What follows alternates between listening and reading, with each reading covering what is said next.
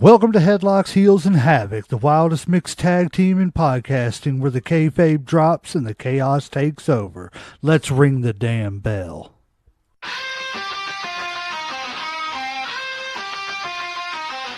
Headlock tight, heels on the prowl, dropping elbows, hearing growl, feel the foul. No script here, just real, no bluff. Kayfabe crack, now the dirt gets rough. Headlocks, heels, havoc in the zone. Stepping in the ring, chaos at your home. No filters, no mask, just raw, bare tone.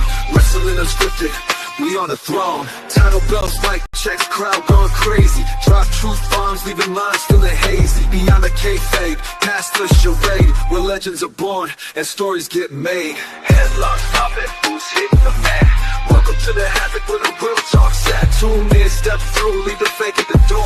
Headlocks, heels, havoc, now hear the roar. Welcome to today's episode where we celebrate the unsung heroes and legendary figures who have held the Intercontinental Championship. This title has been a cornerstone of wrestling history, showcasing the incredible talents and unforgettable moments that have defined the mid-card scene. In this journey, we'll dive deep into what it means to be a truly great Intercontinental Champion.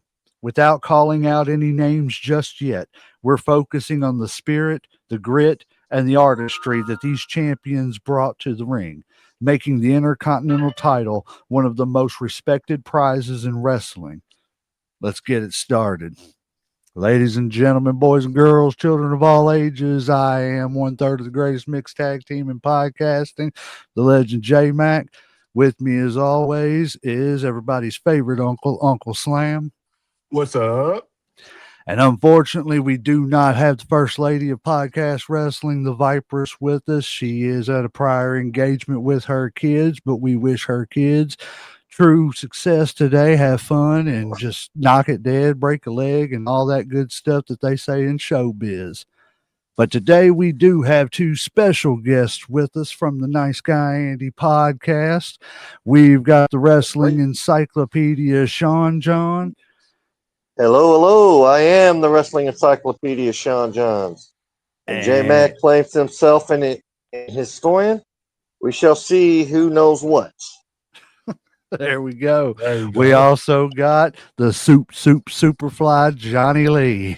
What's up? This is a podcast god from the Supply, John Lee Hour, and the Nice Guy podcast, and the Ricky Dick Bullshit podcast, and a Sip with the Supernatural podcast. I'm a jack of all trades with so many podcasts I've been doing. Jackass. We appreciate you guys coming on, man. We are going to dive deep today. We are going to bring out all this in wrestling historian knowledge, encyclopedia, bring it all together. And we are going to try to figure out who the greatest Intercontinental Champion of all time is. Which is what we call the workhorse or the workhorse title, because that's a championship that everyone wanted to have before it was ever a world child that they wanted. Oh, yes. And that was the defining title. If you could carry that and you could handle that workload, you was going to get that jump. We was talking a little bit about it before we got on here. And, you know, there's a couple of names we've kind of mistakenly left off here, but that's all right. Yeah, but it was kind of for good reason because, you know, we'll talk about that. But Uncle Slam, what do you think about the IC title? Well, like I said, it's basically a stepping stone to the world championship. I think at one point, like, it was probably like a little more important to me just because they had better matches and stuff. You know what I'm saying? I think people worked harder to prove that they were that guy. So that they could get that step up to the next level or whatever. So I think that, like, some of the matches compared to, like some of the other ones they did, like, like the classics, like the Shawn Michaels and the Bret Harts, or the Razor Ramones and the Shawn Michaels, or, or the British Bulldog and, Bret Hart, as far as, great matches and shit, or, Randy Savage and Ricky Steamboat. Yes. So, talking about matches that we still talk about, to this day and stuff. And it's been 20 plus years. A lot of those matches are Intercontinental matches. Mm-hmm. Sean John? Oh, sorry. Go ahead. No, sorry. Go ahead. No. You're fine. Go ahead. All right, go ahead, J Mac. I was just going to say, what's your take on the Intercontinental Championship, sir?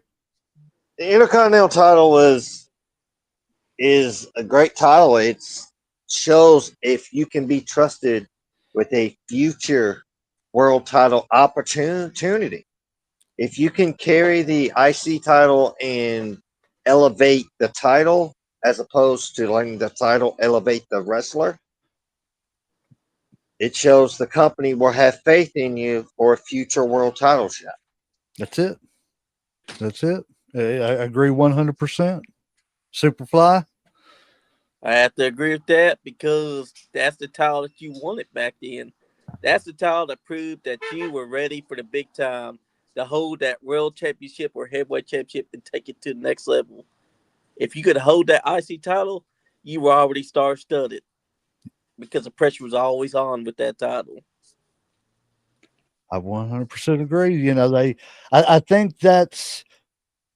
I think that was kind of the brilliance of Vince at the time with that title too, because you're always looking for the guy that can, step up and work with your big baby face or your big heel. That's You true. and instead of just throwing them into the match with the world champion, why not see what this is about first? That's right. Yeah. And not to mention, not a lot of those guys that held the IC title ever got a world title. No, So those guys were basically IC champions in their own right, were world champions without having to have the world title. yes, yes. Very true, Johnny.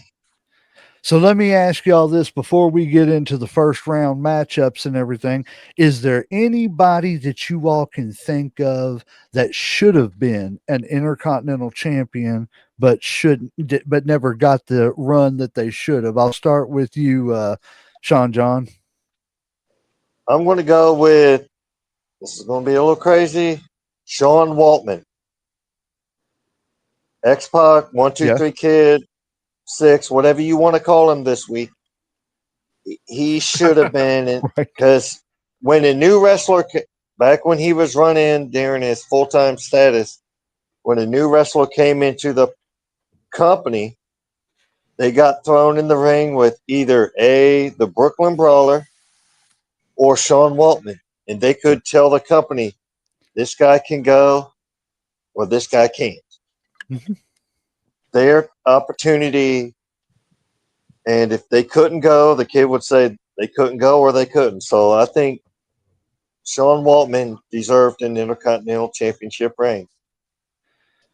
I can 100% agree with that. Superfly. Karrion Cross. This is the one guy that should have had an IC title run, even if he was going to have a world title run. Put the IC championship on him because he looked like $1,000,000, Yes. and he had the gift of the gab. Hmm. And he was a solid worker in the ring too. You That's know, right. and that's the thing that people don't understand. You don't have to be the greatest technician to ever, step through those No. ropes. You just got to be a good, solid worker. You got to be able to tell a story, so on and so forth, but not to get off on a rant. Uncle Slam, who do you think somebody that should Uh, have been? I don't know. I mean, that's a damn good question. I've been sitting over here thinking, like, since you asked that question, and I'm over here Stumped him. like he really has. Yes. Like I'm over here, Score like, for us. who do I think that hasn't had a IC title run that needs one, honestly? And I'm like, I'm really stumped and shit. Like I said, um, I'll I do let you not. think about it, and I will Yeah, say the one I think. And go I've ahead. stood on this hill for a long time. There is no reason why the model Rick Martel did not have an intercontinental title run. Ooh. That's a good Ooh, one. There is no good reason. Rick Martel was as solid of a worker, as solid of a promo, as solid of a professional as you could get. And I mean, and just like I do with a lot of other ones with him, the more I look back on him, you know, I'm sitting here thinking to myself, Lord, he was just great at playing that arrogant SOB. You know, Yes, he Yeah. was. arrogance, no pun intended. Or no, was it arrogance that he called that Yeah. fragrance? Yeah, Arrogance. I was making sure I didn't mess my pun up. Nope. Uncle Slam, did you ever figure anybody out? No, actually, I did not. Like I said, I mean, I'll be thinking about this for a while. Honestly, I ain't even gonna lie. Like I said, I Well, cannot think about. you There's a keep ton thinking that could about have it. had it.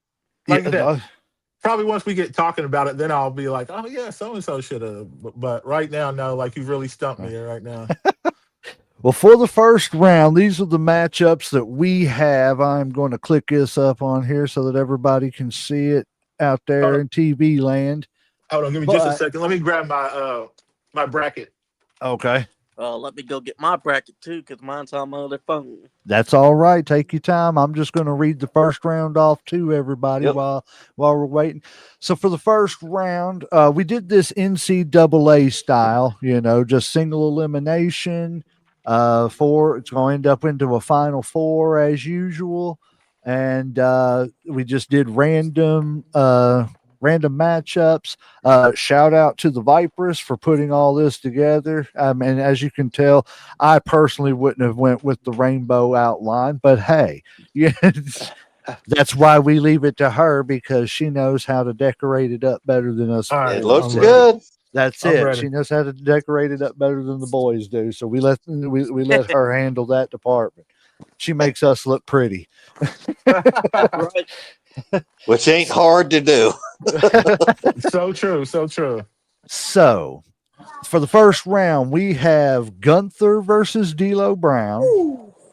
We have Mr. Perfect versus Gold Dust. We Mm. have Razor Ramon versus Dolph Ziggler. Shelton Benjamin versus The Rock. In the next bracket, we have Bret Hart versus Bobby Lashley. Tito Santana versus Randy Orton. The Honky Tonk Man, the greatest Intercontinental Champion of all time, self proclaimed. And Stone Cold Steve Austin. We have Pat Patterson versus Rey Mysterio to finish off that side. Yeah. Starting at the top on the other side, and see, I like that somebody went back and put old Pat Patterson in there. Made me have to go Me back and watch a too. couple Yeah. matches. So on the other side, we got Ricky Steamboat, and of course, the odds-on favorite in the Vipers' eyes, Jeff Hardy. I know. Ugh. We got Shane Douglas. Somebody said Dean Douglas, but I can't stand the name Dean Douglas. I couldn't Yeah, it's bear always putting that Shane. down. Well, I mean, he did hold the title. Yeah, I know. Technically. I technically it was Shane. I don't know why. I hated that whole gimmick. I wish they would have just let him be him. Um, Shane Douglas versus RVD, Dean Douglas versus RVD. The Heartbreak Kid, Shawn Michaels. Everybody knows who's the overall favorite in that person's eyes. Versus Edge, which I like. I really like that matchup. I Kerry think. Von Erich versus The Miz. Well, And I wish that was Kerry Von Erich that we knew from the '80s, oh, but I'm telling you, you're Kerry Von right. Erich with the amputated Hey. foot. Hey, still, he goes with an amputated foot and wins the IC title. Hell yeah. That's true. Yeah, it's That's a true. bad man right there. Right. Owen Right? Hart versus Chris Jericho. Damn good matchup. Ooh, yeah, that's what I was gonna say. That's gonna be Ooh. good. Davy Boy Smith versus China. That's the easy Uh, one. That's a Eddie cupcake. Eddie Guerrero versus Jeff Jarrett. And Triple H versus Chris Benoit. That's gonna be a good one. Yeah, yeah. Okay, who chose him? Who? That's Chris what I'm trying Benoit? to figure out. Yeah, who Me. put him? Oh my Me. goodness. I did. Uncle You know- Slam. No, I did. Okay. Uncle Look, Slam. we're The not looking at controversy. personal outside the ring. We're talking about strictly inside the ring. We're Yeah. separating personal from everything else. Trust me, we all know the back history and Yeah, stuff. because if Like I we was said, doing personal stuff, Bret Hart wouldn't be on there either. oh, whatever. Bret I Hart. don't wanna- What? Bret Hart would not 4 be out of ready. 10. 4 out of 10. so I'm not Uh, worried about the haters. Me All either. righty. So, match number one, I think this is pretty much a foregone conclusion, but we still got to give it a talk. Gunther versus D'Lo Brown. Who's everybody got and why? Well, it's kind of obvious. Gunther is the longest reigning, I think, right Yep. now. Yep. Or he Yes. is. Yeah, he surpassed the Honky Tonk Man or whatever. And he had some really good matches, honestly. Like I do like D'Lo Brown, and I probably threw him in there, honestly. But I mean, when you put him against Gunther, I mean, there's no real I threw him in there. competition. But I Well, I go don't ahead, need to say anything else. I'll let y'all go ahead because I'm just going to agree Johnny. with Uncle Slam and I anybody choose else that says Gunther Gunther. because you can't go wrong with a man that can chop the out of you. And just because D'Lo Brown's got that chest protector, don't mean that Gunther ain't gonna rip that chest protector off and chop him one good time across that chest and leave him Hey, breathless. D'Lo could go. He could deliver in the ring. But unfortunately, it's going to be a clean sweep. Sorry, D'Lo, but this is going to be a bad pun. But you better recognize Gunther's going on to the next round, sir. He is. And I'm just going to, like I said, I'm not going to say much about it. I respect the teetotal hell out of D'Lo Brown, especially how he lost all that weight to get down to what he was at the time. I mean, that man definitely put the time in and stuff. So I can't hate on him. He's actually probably one of my favorite mid to low card wrestlers in the Attitude Era. If he was going against somebody like, Mosh or Thrasher or something like that, in a singles for the European, I'm going for D'Lo. You know what I'm saying? I love that little leg drop he did. But in this instance, there's just no, like y'all said, it's Gunther, hands down. I Yeah, don't think we need a coin flip. we don't need that one. No, not for that one. All righty. Next one is Mr. Perfect versus Gold Dust. Woo! Who wants to start? I'll I, start. I'm going to go with Goldust. He could deliver in the Ooh. ring, and he got that character over. When he was Dustin Rhodes before he became Goldust, in my opinion, he was He was Dusty Jr. He That's what he was. But what the heck is going on? Uh, but when gets fired by WCW, he goes to the WWF at the time and gets that character Goldust over, and no matter what he does, he'll forever be known as Goldust. that's right.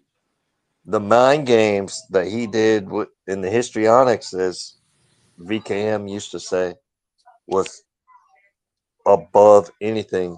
He would have broke the mindset of Mr. Perfect. I'm going to go ahead and piggyback off of what you're saying, but Yep. I'm going to be devil's advocate All right. because I like the Gold Dust gimmick. I Oh think it yeah. was very controversial when it needed to be at a time it Yeah. needed to be to kind of give wrestling a little shot, even though they were still sticking with the cartoony type gimmicks and stuff like that.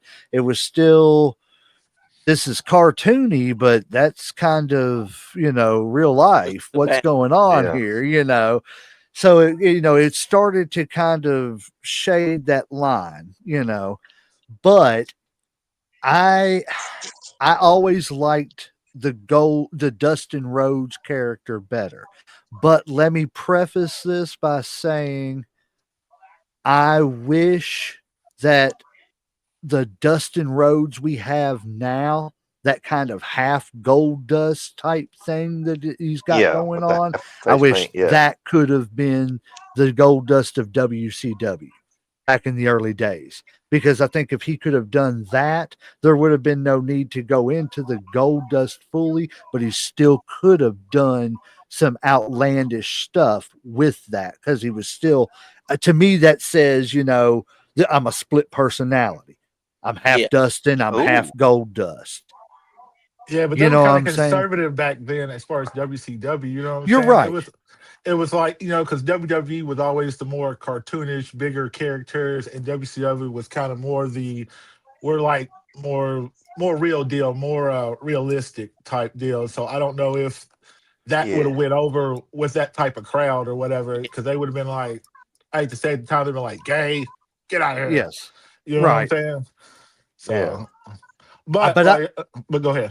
Oh, I was just going to say, but in my opinion on this one, as much as I don't want to, because I am a huge Dustin Rhodes fan, but I do agree with you. That whole natural Dustin Rhodes was Dusty Jr. They were just trying to build off of it to hope to catch lightning in a bottle again. But for this, I got to go with Mr. Perfect. See, I'm kind of with you on this. I honestly thought it was kind of like a slam dunk because Mr. Perfect just like he he's one of those people like when I think of an Intercontinental Champion, that's what I think of is Mr. Perfect. Him, the honky tonk man, people like that. And he did have so many quality matches. Now I don't think he had it as many as some other people or as many times, but I think it's one of those things that's more quality over quantity. So I would Yeah. just go with Mr. Perfect. Yeah. Superfly. Well, I'd have to go with Mr. Perfect too because even though I love Goldust and I know that he could get inside his head, I think Mr. Perfect in the end would overcome that obstacle and he would hit him with the perfect plex to put an exclamation point on it. I have to, yeah. And it's All not right. like I said. I love Mister or Gold Dust, but I think Perfect was someone who should have been a world champion in WWE at least once. I think he Yeah. deserved that. I give him that. Okay. Yeah. I think he was a world champion in the AWA, but just like Dutch Mantel said, AWA by the time NWA was taken off, in the late '80s, and then well throughout the '80s, NWA was pretty big all through the '80s, but whenever they were still going good in the late '80s, competing against WWF and stuff, AWA was still there, but it was still boring old wrestling. It was still 50s and 60s wrestling in the late 80s. So they just didn't catch up with the time. So there was no way that you were going to get big exposure, back then, my opinion. And Dutch Mantels too. Yeah. Well. All righty. Now this matchup, I was kind of conflicted about to a degree. Razor Ramon versus Dolph Ziggler. We'll let Superfly start this one. I'm going with Razor Ramon. You know why? Because you can't beat his machismo. I'm sorry, Amen. dog. Yeah. You're taking the Razor's edge. And that's all I just got to say about that. I'm going with the bad guy too. Like I said, I mean him. I think was he like a 4 time or was he more like 6 time champ? Four. Um, 4 time, and the Four. matches that he had to get the belt. Like him and Shawn Michaels, like that ladder match, classic. Yep. When he won the Yeah. the double belts or whatever and shit. So I mean, it's Razor. I mean, like it's kind of hard. Now I do like Dolph, but I was never as big a fan as his.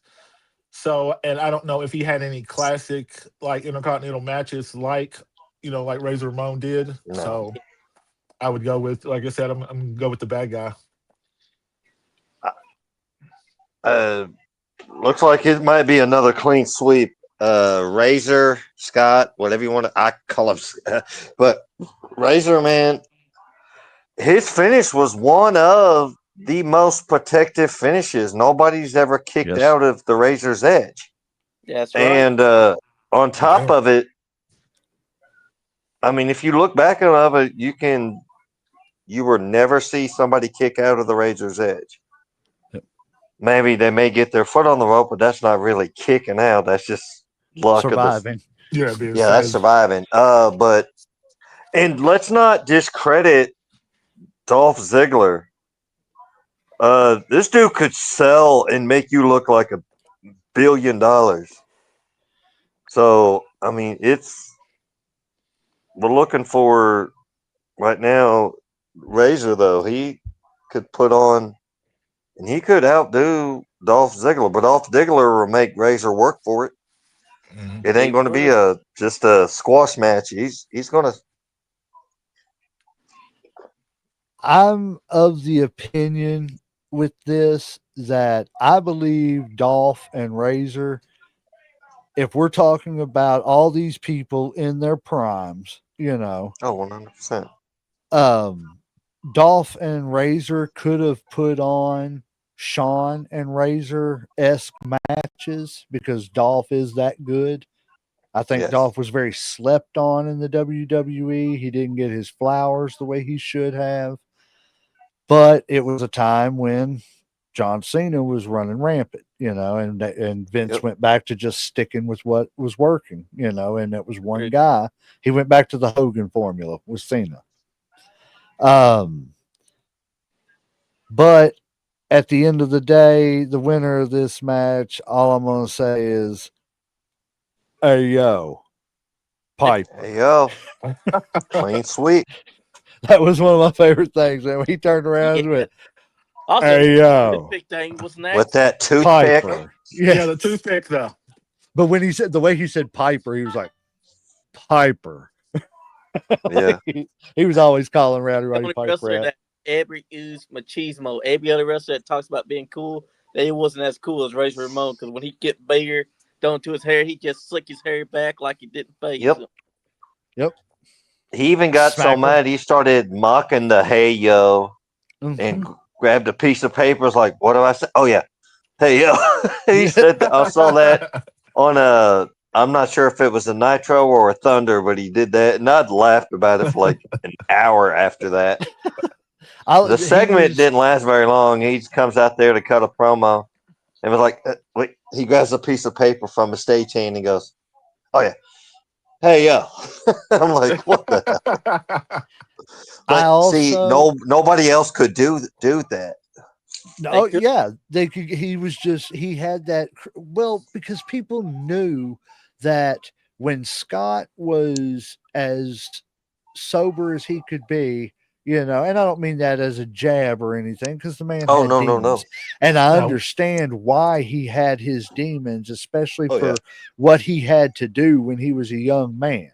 You That's know what I'm right. Yep. saying? That Before he got in the business. yes, he lived through a horrible incident and never got help for that, in any, helping his mental health for that. So, Yeah. Very but true. for him to, when he was on, I would probably say Whew. he's probably one of the top 15 minds in the business of all time.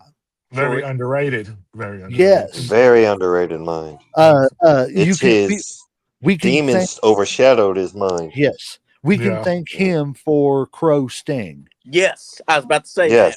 Yes. I mean, and not only that, I mean, there's just so many other stories where he's just went to people and been like, hey, you ever thought about doing this instead of that?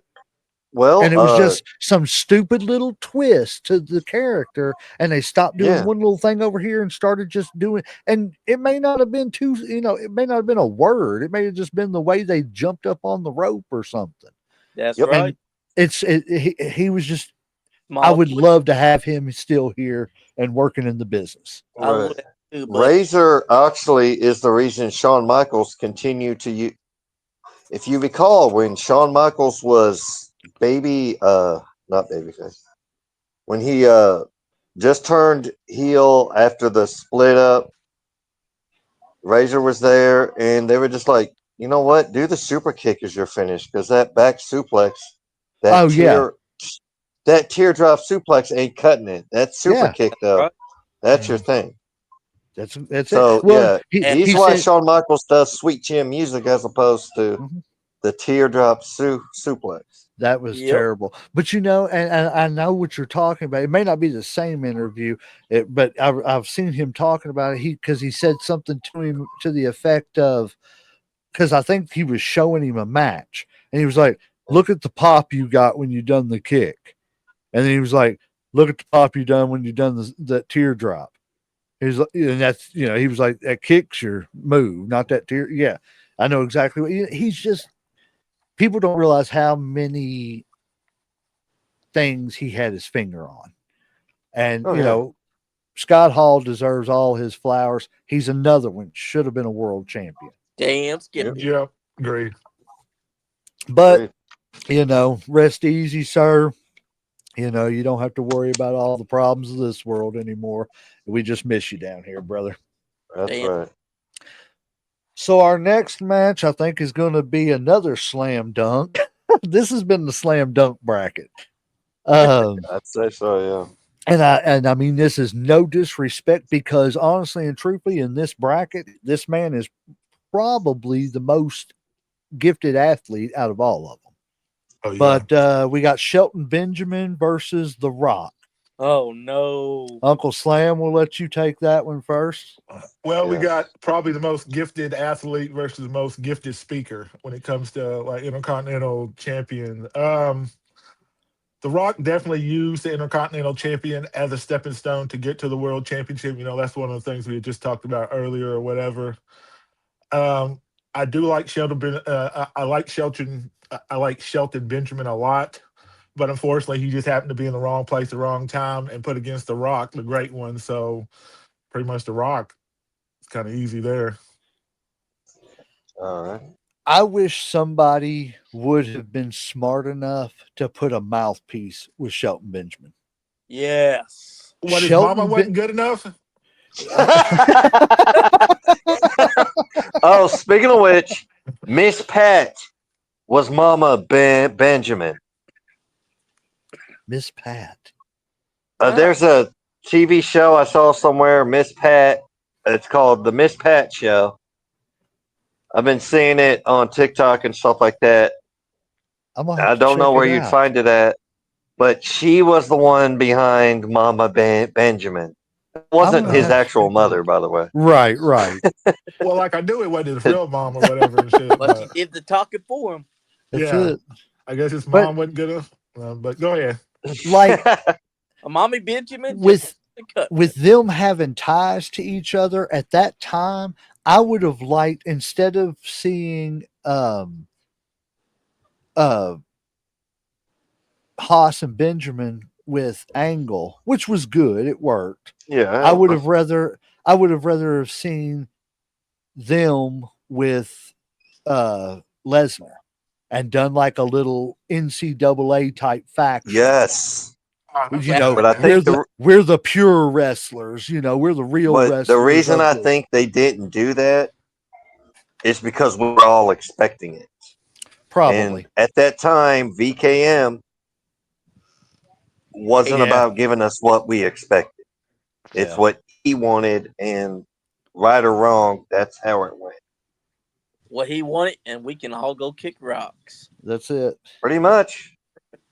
I don't think I need to say any more about this. I think Shelton Benjamin was he's still a great wrestler. I think he's another one that I think, in I won't say in the WWF, but in some company he deserves a world title run He just to does. say Yes, he he was a does. world champion.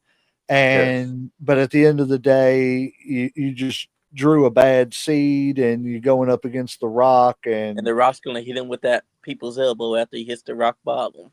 yeah, and I'm still trying to figure out why that knocks them out. But The I'll people, tell you why, hey, because he's a like bad Bro- wrestler is. like It's supposed Brock to make said, the Undertaker laugh, but did not. like But Brock the said, most popcorn. like in, it's I the was gonna say, most like, electrifying move in sports entertainment today. So when oh, they I get know, hit with it, it electrocutes them. but like Somehow. Brock said last night, Bobby Blaze trained him and said, "Man, if it makes sense, I'm gonna lay there for 5 minutes and let you do everything that you got to do." But if Yep. it don't make no sense, I'm not I'm laying not there for staying there. 5 minutes. I'm gonna get right back up and Right. hit you. Right. I mean, He he's said. not wrong. He One said of so. my favorite Before people's you do elbow what you drops do, was when the Rock was going to do the elbow drop. The Undertaker raises up like he always does, and the Rock stops and kicks him down. Then yep, does the people's elbow. yep. But see, that's what made them so great is they trusted each other to improvise like that. You Yep. know what I'm Yep. saying? And it just made for so many great moments. So I'm assuming we're all gonna Yes. We'll go with the Rock. unanimously say the Rock. Rock. Rock. Oh, Rocky Maivia, huh? Yep. Hey, I'm not All gonna I right. lie. like He Shelton did. Benjamin. He stands I for like Rocky Maivia. I didn't mind it. You know what I'm die, saying? Rocky, die.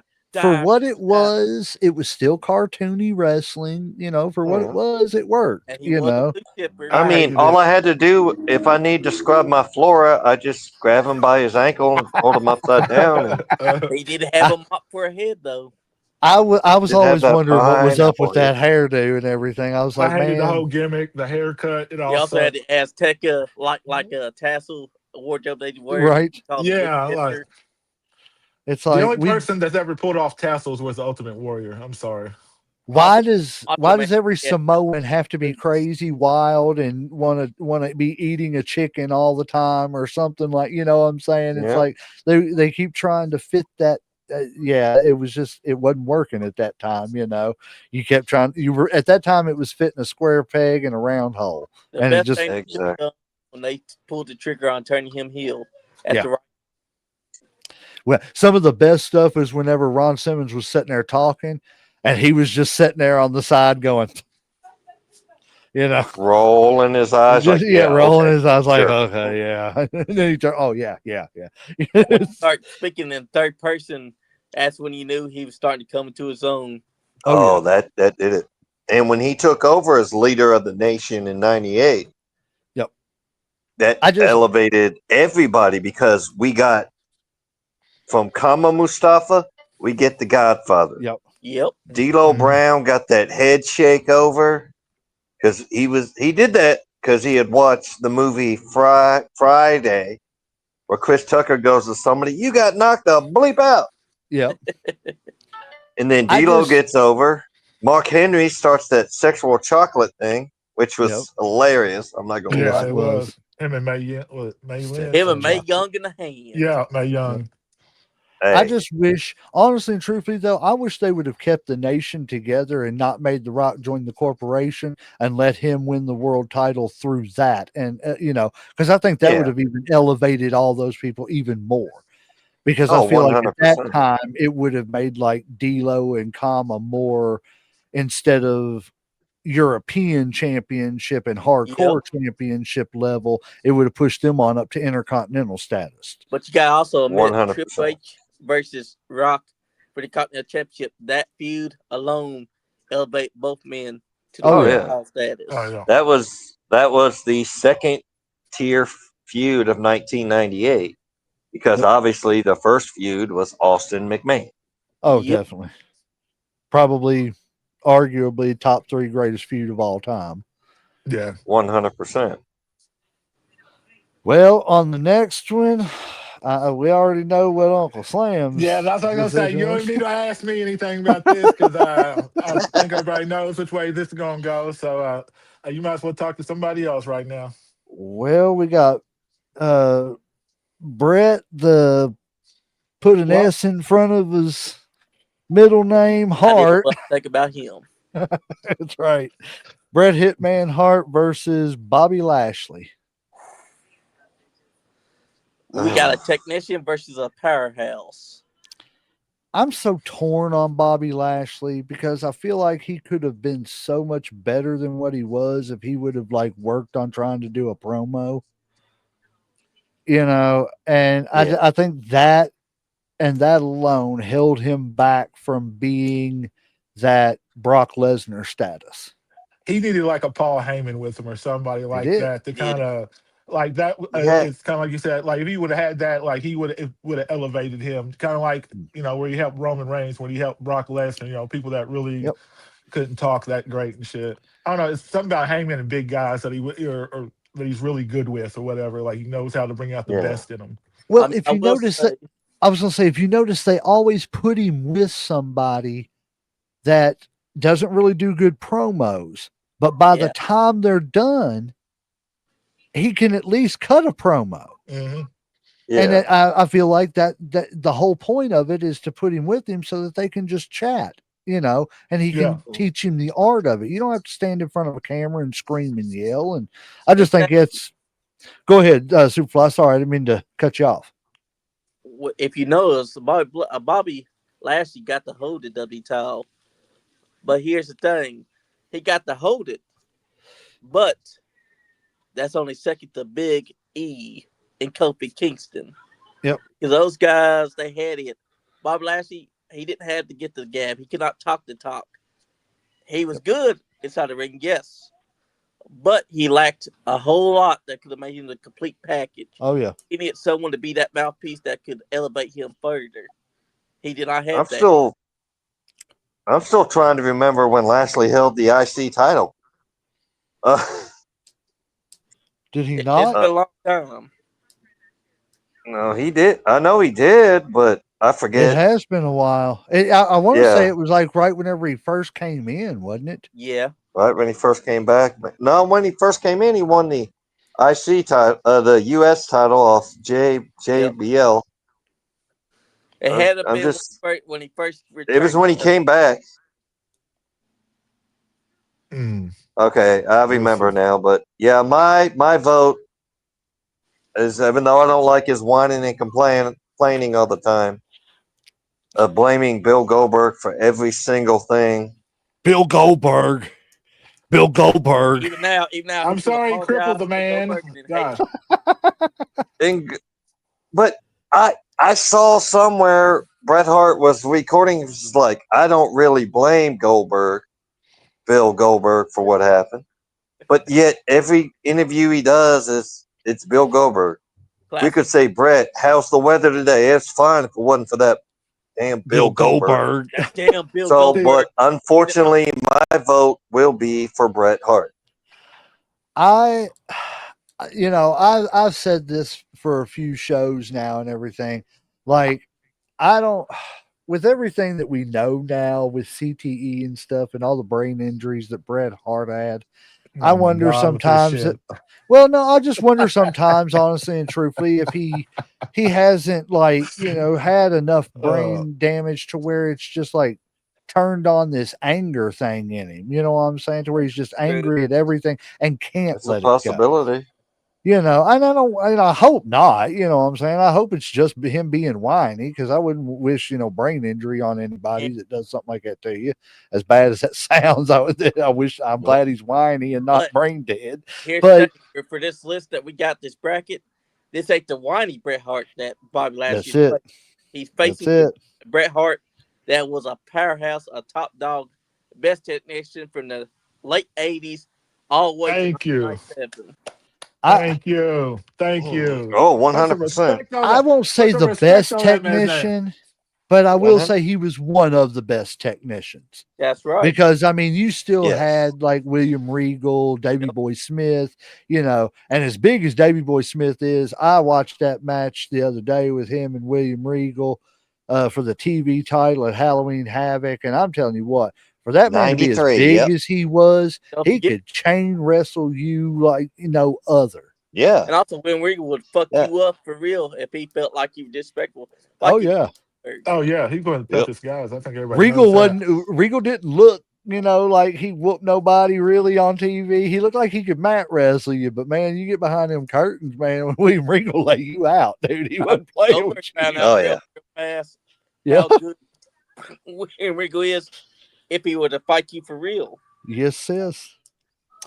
All righty, this one right here, I'm kind of torn on, honestly and truthfully. We got Oh, Tito Santana and the Viper Randy Orton. Who wants to start this one?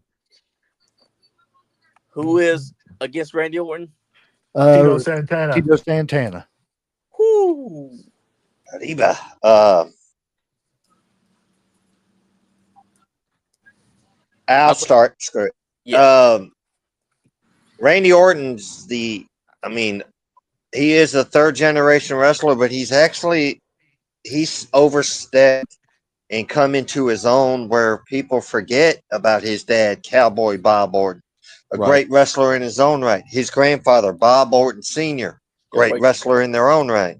Randy Orton's not only he's come out of their shadows, he's surpassed them, in my opinion. Tito Santana, I agree. I'm gonna say this. Tito Santana got cursed with the gimmick of being a good hand. He was a former tag team champion and he's a former Intercontinental champion in his own right, which I want to do something. He defeated Greg the Hammer Valentine for the Intercontinental title in a steel A great cage match. wrestler as well. 100%. He did. And that's how we got the classic 80s style version of the Intercontinental title, because Greg Valentine, after losing it, takes the belt and destroys it against Yes. the cage. Yes. So thank Right Greg after the Valentine match. for the classic Intercontinental Championship. Yes. Yep. But what's crazy is nobody thought to grab the pieces of that belt of the old Intercontinental Oh, title. And right now it's God knows where. that It was thrown away. Nobody thought to keep the pieces and use it for a, make some money off of it or something. I don't know. Yeah. I would have. I'd have been diving at the ground. As soon as I noticed nobody was picking that some bitch up, Right. I'd have had my coat off and just scooping shit. Come on, throw this I shit don't in know what here. you're Hurry talking the fuck about. up. Hey, hold Hurry up. up, man. Get Throw the it in fuck- there before they fucking notice, man. Let's walk I out of guarantee here. somebody's got that shit somewhere. I mean, I'd put money on it. You're Like, I mean, probably right. Yeah, a fan probably just noticed it laying there as they were or leaving or something and Or at picked it up. least let me just check in this dumpster here. yeah, Right. exactly. Yeah. I'm gonna wait right here till the trash goes out and That's right. everything. Take it and sell it. And make that buck. I'll But be home later, honey. What are you doing? I'm making a couple thousand. I mean, if that was Why are me, you in the dumpster? Don't worry about it, Right. It's none of your honey. business, man. My family's call hungry. call our travel agent. We're going to Hawaii. my Right. choice to win this match would be Randy Orton. Okay, we got one for Yeah. Randy. Well, This two, because I was also Randy. Okay, okay. We Randy got for two Sean. Randy Orton. All right, now this is a little tough for me because I remember a lot of classic matches with Tito Santana back in the day. True. I also kind of agree with y'all when you talk about Randy Orton has definitely stepped out of his father's shadow, and especially being the legend killer. Um, I think he probably would take Tito Santana. Like I said, I think he would be a legend killer again. So I'm probably going to go with Randy Orton on that also, but just by a little bit more, just because, like I said, Tito was. I don't think Tito got the push like he should have. I Yeah. think back then he got a little pigeonholed or he was kind of held back because he definitely had the talent and he definitely was over with people. But that time Yeah, and era and shit, you know what I'm saying? It is what it is. But yeah, Randy Orton just has the talent. He's got the charisma. He's a total package and shit when it comes to that or whatever. Well, even if I didn't say Orton, Orton still wins. But I do want to say this. I agree with you all as far as Randy Orton and his family. Cowboy Bob kind of surpassed his dad. But at this point in time, when you think of the Orton name, you don't think of Cowboy Bob or his daddy. You think of Randy. Mhm. Randy is the Orton name now, and Yep. that's just respectful, and you got to give him his flowers for that. My opinion, Tito Santana is the second greatest Mexican wrestler that ever stepped foot in the ring behind Eddie Guerrero. No doubt. the, Ooh. the Oh, I don't know about reason that. I do, because of the fact that Over Rey man. Mysterio Jr.? Yes. Yes. Because just like it was said earlier, I don't remember who said it, but he got pigeonholed into I being did. a Yeah. good worker. Yeah. You know what I'm saying? And With that's the curse. the way that he was rewarded for being a good worker wasn't with titles. And that's completely sad because Mhm. he should have had a couple of intercontinental title reigns afterwards. Once Yeah. Strike Force broke up and he went back to being a singles wrestler, or better yet, he could have worked with another wrestler and been another tag team champion at some point in time. I can agree with that. Imagine if the Rockers broke up, if they would have put Marty Jannetty with Tito Santana. You know what I'm saying? You could have called them something new, but I think that team would have worked. They would have worked pretty good.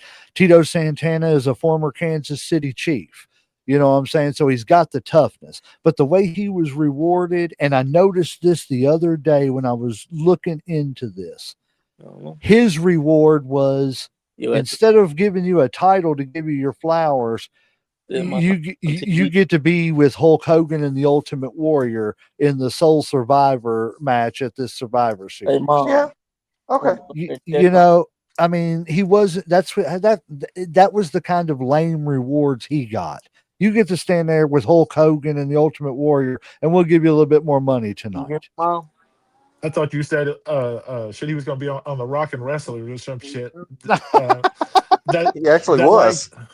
I know that's what I'm saying. Yeah. Like that was his reward or something. Oh, okay. Well, Well, you were a good yeah. I guy, so mean, we're yeah. gonna put you on with Hogan them on And Rock and Wrestlers and and it shit. was that way, because look at what happened after Strike Force broke up. He was kind of the little bitch of the group for the little while, and Martel was getting the best of him all the time. Yeah. It just it Mm. kind of like I don't know. I agree they pigeonholed him. Orton wins this, but I would argue that prime Tito Santana would have taken Orton to the limit and could have beaten him. He could have, but Yeah. you gotta also remember Orton is a technician, and he would have found a way to tear his limbs apart. Right. But Tito had that mix of he had pretty good size and pretty good speed too, and as he could do a little bit of everything, and that's what made him so dangerous. Is he could mat wrestle you, he could high fly with you a little bit and everything, so he could hit you with a little bit of everything too. I Yep. don't, I don't know. I think it would have been close, but I think Orton wins this one. So the next one is going to be the evil Elvis, the honky tonk man.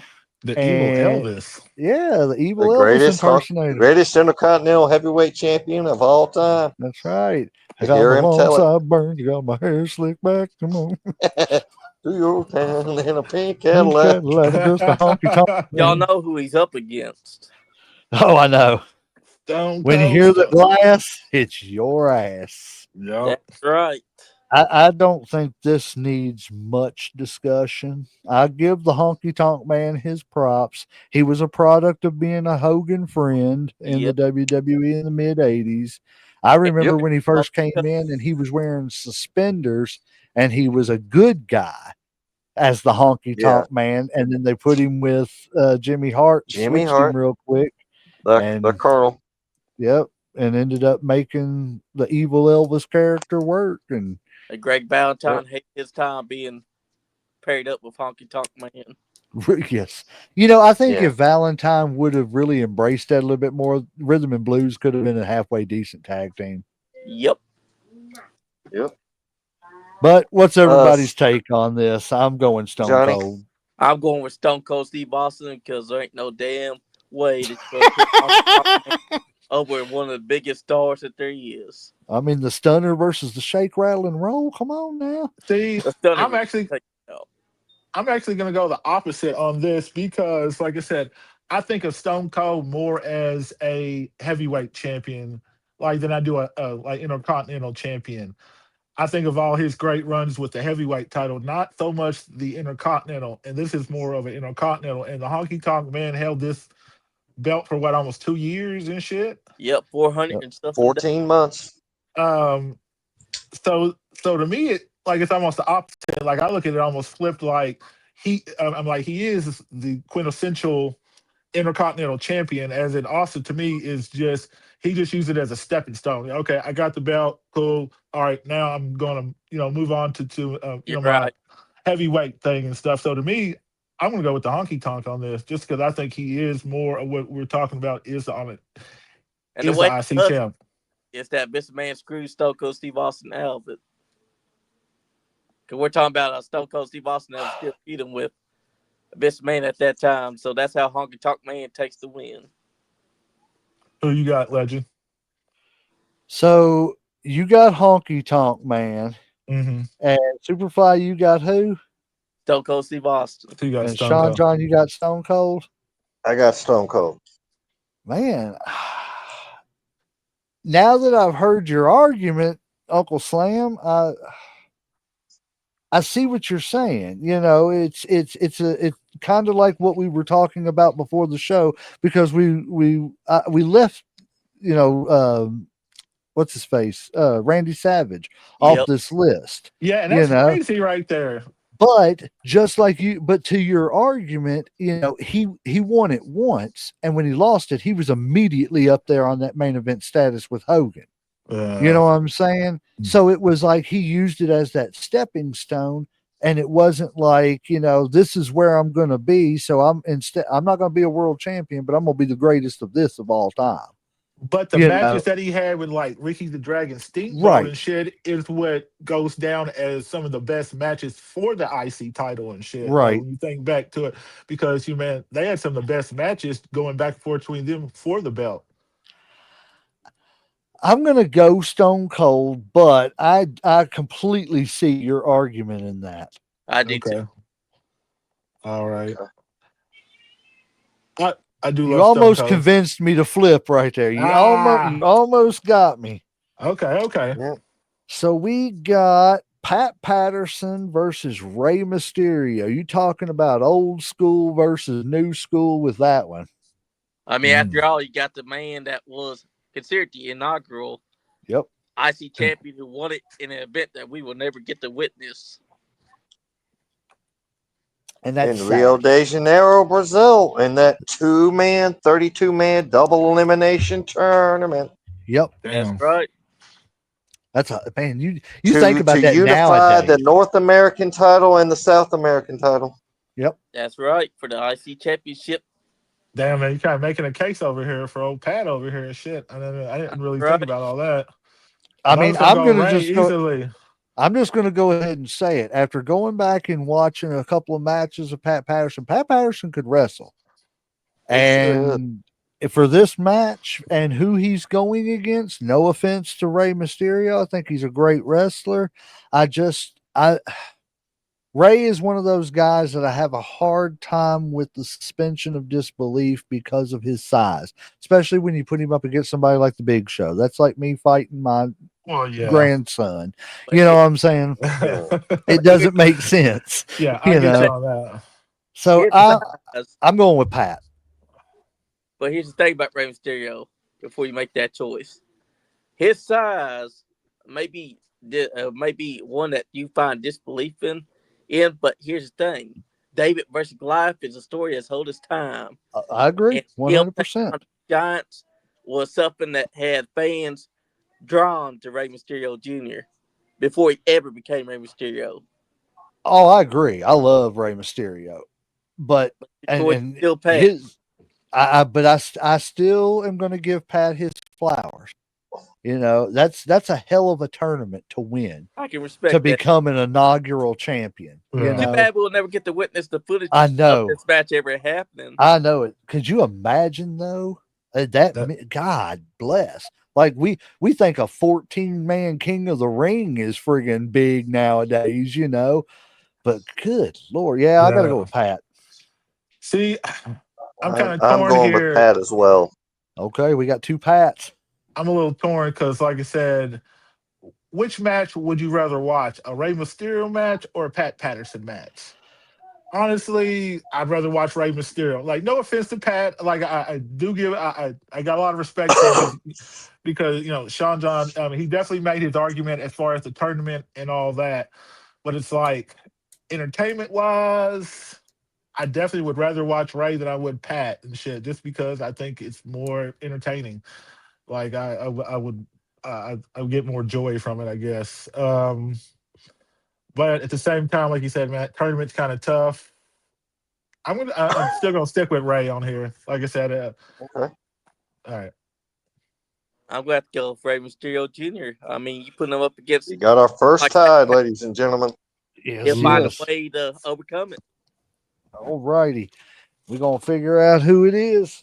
okay, call it So there. so we'll just assign the top to heads and the bottom to tails, since it's just the easiest way to do it. That's right. All right. All right. And it's tails. Rey Mysterio wins. That's Yeah, right. All righty. Ray pulling it out. He always does against these big giants. I know it. This one right here is as this is a no brainer to me, but the Vipers would probably smack me in the mouth for saying that. Yeah. but that's all right because I cannot. There's a You just kind of hate very Jeff Hardy for some reason. Like you no. I just don't. I don't hate Jeff Hardy. I just don't think the Hardys as singles wrestlers are as great as everybody knocks them up to be. They are a great tag team, but I just don't think they ever hit the mark as singles wrestlers. Just my opinion. But we got Ricky the Dragon Steamboat versus what's his alter ego? Nero, brother Nero, Brother Nero, Jeff Willow the Hardy. Wisp, Yeah, I Jeff mean, Hardley. you're right. Jeff Hardy. And we're talking about the one for this tournament. We're talking about the Jeff Hardy from the early 2000s that was Right. holding the title. That one was Uh, not a main event star, nor was he on the level that Ricky the Dragon Steamboat no. is. So I'm going with Ricky the Dragon Steamboat purely because Ricky was the man that gave Macho Man Randy Savage his best Intercontinental Championship match, WrestleMania 3, hands down the greatest match that I've ever watched. I It's I I'm make I'm gonna no 100% secret. agree with you. Yeah. I make no secret my disdain for Jeff Hardy, the person, not the character. okay. Okay. Uh I make no secret about it. And however, I hear he's doing better, so I'm willing to give benefit of the doubt. Right. However, Jeff in the ring, he could deliver. He's still at close to 50 years old. Uh, one of our highest viewed clips on our podcast is Jeff Hardy at a TNA show still delivering the Whisper in the Wind That's Oh right. yeah. at close to 50 years old. So, but I I can't. will give my vote to Ricky the Dragon Steamboat because he great. He could do any style. It's not just he was a great technician.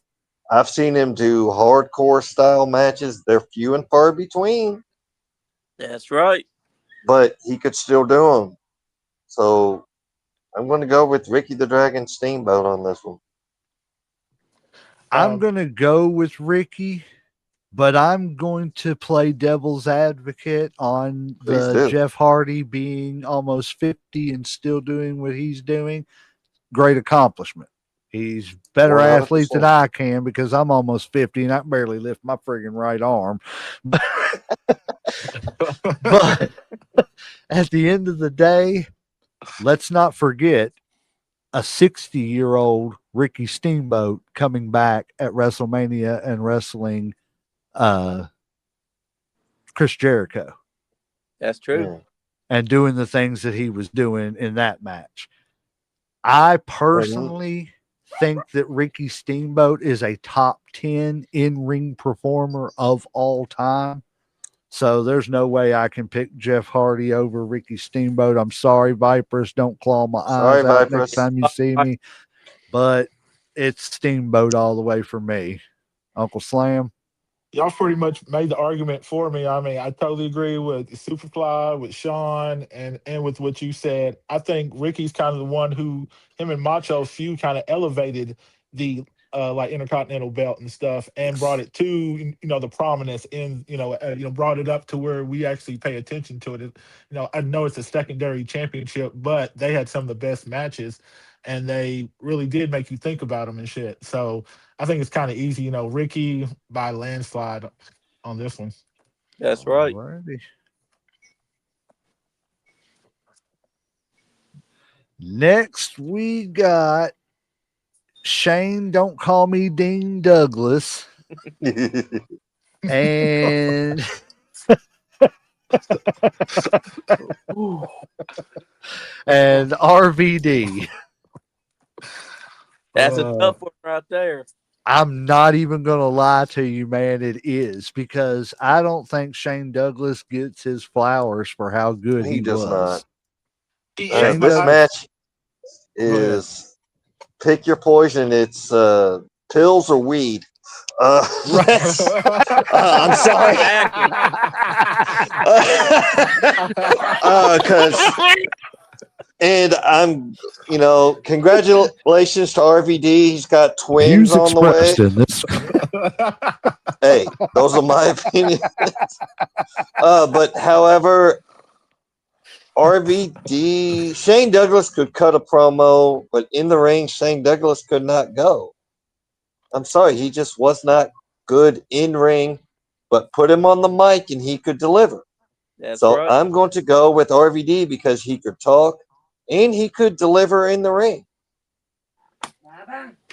All I'm going to say is, what's his face? Yeah, RVD and Matt Riddle missed the mark with each other. I don't know why they haven't teamed up somewhere and been the actual bros or whatever they want to call each other. Yes. Because I mean, that would the 420 No bros or dispensary is something safe like there. that, right?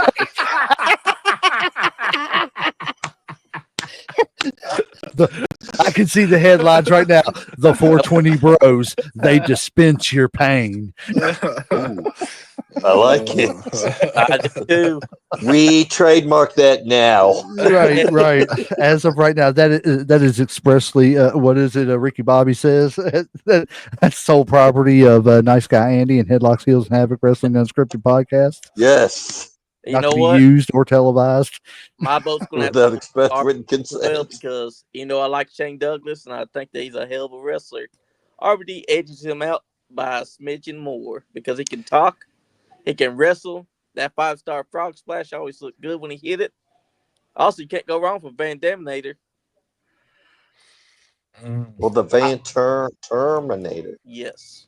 I like Shane. Don't call me Dean Douglas, but the worst thing they ever did to that man was put a friggin' skateboard in his hand and then not let him ride it to the ring. No, you still talking about I don't that? think he couldn't. the I dynamic don't think he. dudes. Hey, So him what? He and broken a leg him though. and laryngitis. That right, laryngitis. But I feel bad for making fun of him because he was the real life brother of Road Warrior Animal. But here's the Yeah, thing: We but know where the talent went in the family. we no can't more blame definitely Animal like for that. No, we Sorry, what'd can't. you say, Superfly? it's damning when your own brother don't like you at all. That's No more right. definitely didn't like John Laurinaitis at all. Right. I mean, you've got the Laurinaitis brothers, and then you turn around and got the Poffo brothers, and you let somebody say something bad about Randy, because I'm telling you right now, old Leaping Lenny, he leaped up on your head and everything. You said something bad about Randy. He Oh was yeah. very protective of I his mean, brother. apparently, Road Warrior Hawk and Randy Savage at one point had a fight that broke outside the bathroom where they were tearing stalls off and urinals Yeah. off. Yep. Damn. 2 fights over Yep. that. They Yep. fought twice over that. That's Oh crazy. They shit. ended up before Hawk passed away. They ended up burying the hatchet, which is always I love it when Yes. Yeah. bitter rivals Yep. bury hatchet. Yes. Especially I'm going to go after that RVD. fight. See, I think more Shane Douglas and RVD as far as like ECW than I do WWE because I think like that's when they were the best. Um, Especially Shane Douglas, like you said, like on the mic. I mean, like he could go as far as the ring. He really wasn't too special. And RV was like the opposite. I think he was okay on the mic, but like in ring, he could do it all. You know what I'm saying? As far as he definitely gave you your money's worth. Like I never felt cheated like when he was going or whatever. And we Um, completely glossed over the fact that Shane Douglas was the one that ushered in the Extreme Championship Wrestling. Yes, true, he true. was. True. But if I'm gonna go for which this is an odd combination, honestly. Like I said, I still think even more ECW than WWE. I would probably go RVD over Shane Douglas. Honestly, I think we got a unanimous one there. RVD. Yep. I know. Well, we don't even need to talk about this next one. We'll just go Are you ahead and put 3 sure? initials down. No. Well, I'm pretty sure Edge is 4. I mean, yeah. Like, is that, man, we got to work on your hooked on There, phonics, brother. don't we have an edge as well to go through? No, I think this one's going to be another heartbreak. Oh man, But Oh, heartbreak. you and these puns. I guess that kid so tried his best, but he just couldn't get the edge. yeah, Oh, I mean, hold on. I'm looking. Oh, I can't find my smile, guys. Right. I know, right? It disappeared.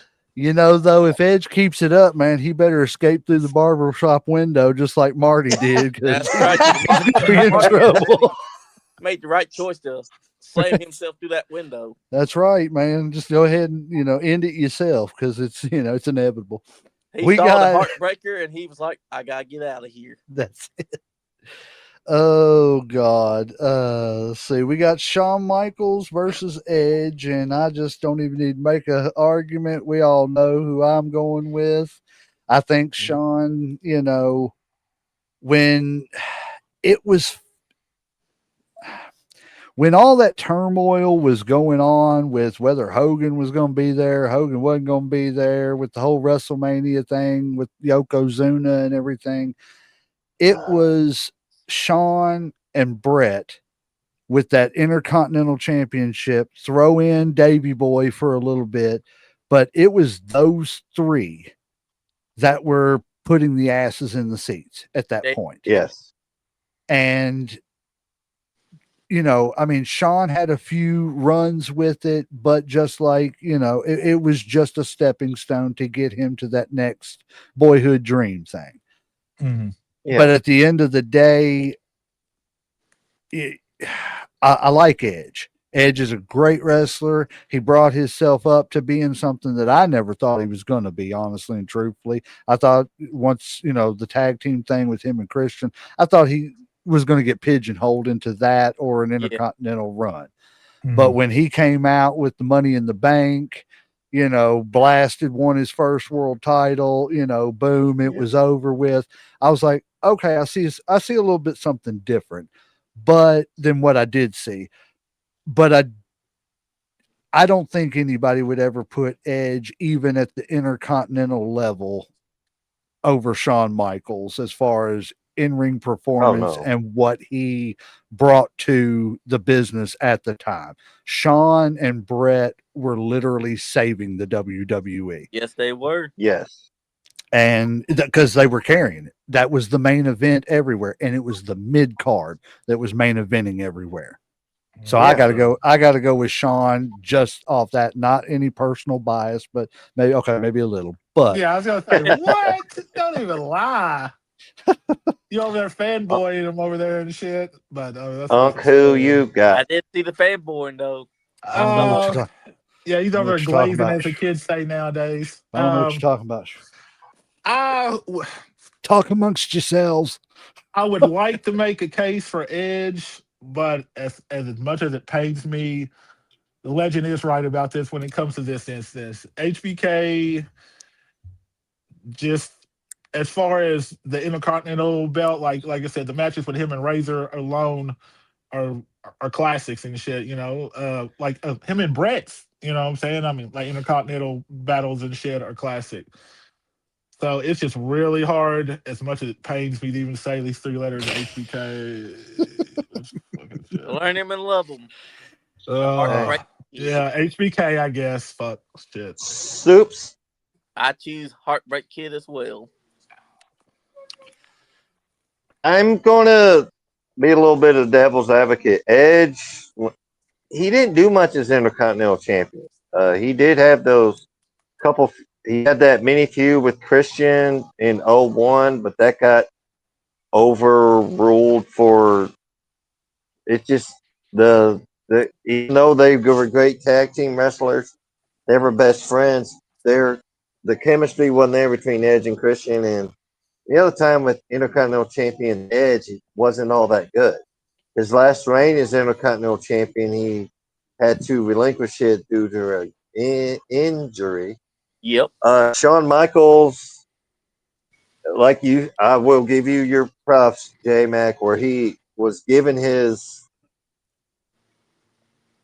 him and Brett with Bulldog in there for a little sprinkle was, uh, they were covering the thing. I'm not gonna lie, 93 matches of the year were really the three televised matches of Shawn Michaels and Marty Jannetty. And I choose Janetti was a better wrestler than Sean was. Sean was the bigger star. We know I, my put him with that. Yeah. I'm I am going to give in this tournament the Duke to Shawn Michaels. I'm going to agree with you about that, Janetti. I think Sean got better over time. And I think that's just a testament to him that he was willing to go out there and learn and put more things on the line and everything. Because once he became the Heartbreak Kid, he kind of was doing, yeah, he was doing some of the same stuff that he did as the Rockers, but he changed up his move set too. You know what Exactly. I'm Yeah. saying? To doing the elbow and stuff like that and everything more. And he did that as a nod to Randy Savage and everything. But I just think that Sean learned how to evolve. Marty could have too, if they would have give him the right push and stopped pigeonholing him into that rocker gimmick. If only You that know. Razor Ramon didn't beat up Marty Jannetty when he was asleep backstage. Yep. That was in earlier. That had nothing to do with WWF. We're not talking Yeah, about. No, it was in the Kansas City territory back in the day. Yeah. that's right. So sad I know that. Right. Hey, dude, I love it. I love the history and stuff too, because to get to where we're, talking about stuff like this, you got to know the history. You know what Yeah. I'm saying? No, You no, at one least hundred you got to have a percent. working knowledge of it. Well, according to our Yes. guy Chris Blade, negative. Let's not. He's not worth our time to fight with. I love him to death, but Yeah, he just but you have Well, he's also special needs, and we gotta we talk. overlook him sometimes. we have the Texas Tornado, Kerry Von Erich versus the Miz, Mike Mizanin. Who wants to take this one first? I'll take it. Let's see.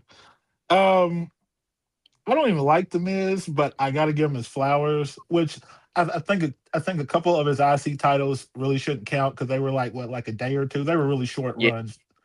But I also got to give him a little props because he was consistent. When he had it, like he was always defending it. He was always that. I mean, he was dependable and shit. You know what I'm saying? Like he would always give you what you needed and shit at the time. Um, I know he was trained by Shawn Michaels, but I don't hold that against him and shit. As far as all that. Um, but I do like Kerry Von Erich. But I think when it comes to the resume and when you stack them up, it's just kind of hard to get past the Miz and stuff. Like even though I'm not his biggest fan, whatever, but the Miz just to me kind of Hmm. dominates this one. All right, I'll go next. Miz and I have a lot of things in common. I've said this before, and I'll say it again. Miz and I, we were born in the same month, date, year, and state. Not city, but state.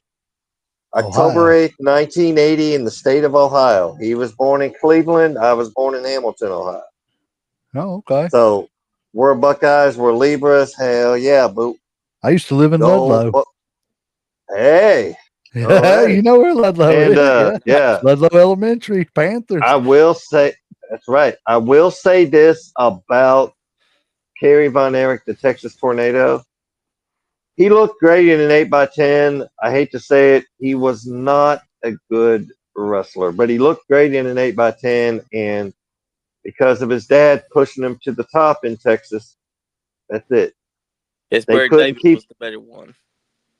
Oh, David was the all around good package. And Kevin, unfortunately, was the, Good what's it called? hand. He was the he dreaded good Hey, hand. As I Cypress. Viper said Hello, hello. Miss Viperous. Unfortunately, Viperous, and if you're just now watching this, your favorite of all time, Jeff Hardley, did not continue on to the next round. He got That's schooled. that's all right. Mid card Jey Uso didn't even make the cut. But yeah, I'm going to choose. For me, I'm going to choose uh, the Miz. Okay, so we got two Yeah, for the Miz. two Mizes. What was I your Uh, choice, Sean? I said the miss. Yeah, he yeah, said yeah, yeah, Miz. yeah, yeah. Is So that we three got to three one? Mizes. So the Miz wins no matter what. But I'm gonna play devil's advocate on this. Mhm.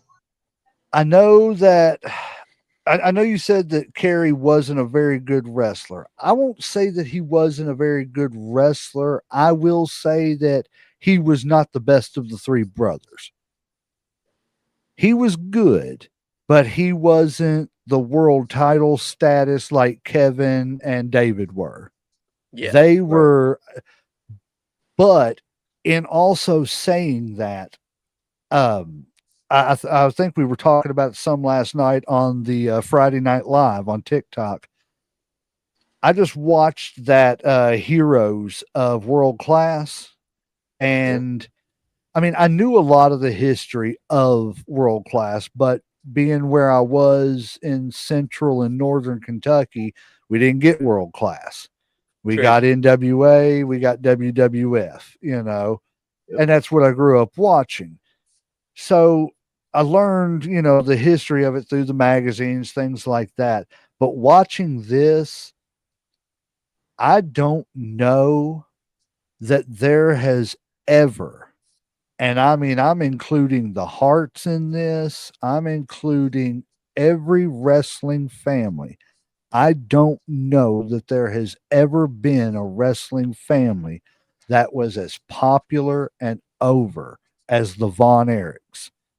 Had Fritz took that company nationwide when he had the chance to, instead of being stubborn and just staying in Texas and his area because he didn't want to step on people's toes, with the people he had as heels to go up against the Von Erichs in the Freebirds with Gino Hernandez, with Oh God God, rest his Gino. soul, with Gentleman Chris Adams, the inventor of the super kick. I Yeah. don't know that we wouldn't be talking about world class today. In That's right. Exactly. saying that, And Chris by Adams, we have him to thank for Steve Austin. yes, because he Yeah. trained him. Yep. Yeah. Eh, But in saying that, by the time Kerry got to the WWF, all the demons of the family had really hit. They were hitting hard. He was struggling with substance abuse because of, carrying the one. There was no reason to push them boys back into wrestling as quick as they did after the death of David. They Exactly. should have let them heal, let them get their head back, let them see that the fans wanted to see them, not just push them out in front of the fans. Yeah, but that You wasn't the know, time that we left in, I mean, like you didn't show emotion, you didn't go get mental help right? back in them days. Especially with Fritz. Yeah, You know what I'm and Oh saying? also God, with like if you didn't Fritz. work, then like you didn't make money and shit. I mean that's the way it was back then. Like if like you didn't have no guaranteed And contracts. So so like his if you didn't get, Well, but with it being his dad's promotion and him pushing them back in, you know what I'm saying? I but think they were the big that's stars. Like I right, think they were right. the draws and stuff. And like without them being there, then they wouldn't probably made hmm as much money, and they wouldn't have. Um, But plus I Fritz think by obsession. this time, go ahead. Sorry. Fritz also had the obsession for the NWA championship. He Yep. wanted his boys to bring that title home, not for them, but for him. And Yep. he was pushing them and pushing them and pushing them. And that just kept on putting the Yeah. pressure on Because him. it was never offered to him. That's right. But by the time Kerry got to this point when he was Intercontinental Champion, it was a great run. You know what I'm saying? For what it was. It wasn't as great as it could have been. It was nice to see him get that national, and the Von Erichs themselves get Yeah. that national attention that they never got to get while in world class. But I got to go with you all, guys. It's a unanimous. The Miz wins this one. Had he come earlier and been the younger Kerry Von Erich, and stuff like that, and won it, Yeah. then we could have been talking a different story. That's right. But for this one, it's got to go there. This matchup, though, I am extremely torn on. yeah, Owen this is gonna be a hard Hart, one. yes, Owen Hart versus Chris Jericho. That's a good one. That would have been a hell of a matches right there. Like if they would have, God, Oh like can man. you imagine that match? Oh God. I just want to say it. Owen Hart was the true best in the world. compared to Bret Hart. He was the Yes. Oh, bigger, was the I better. agree with you on that. Yeah, I definitely. I So don't for me, have any. it's gonna be Owen Hart.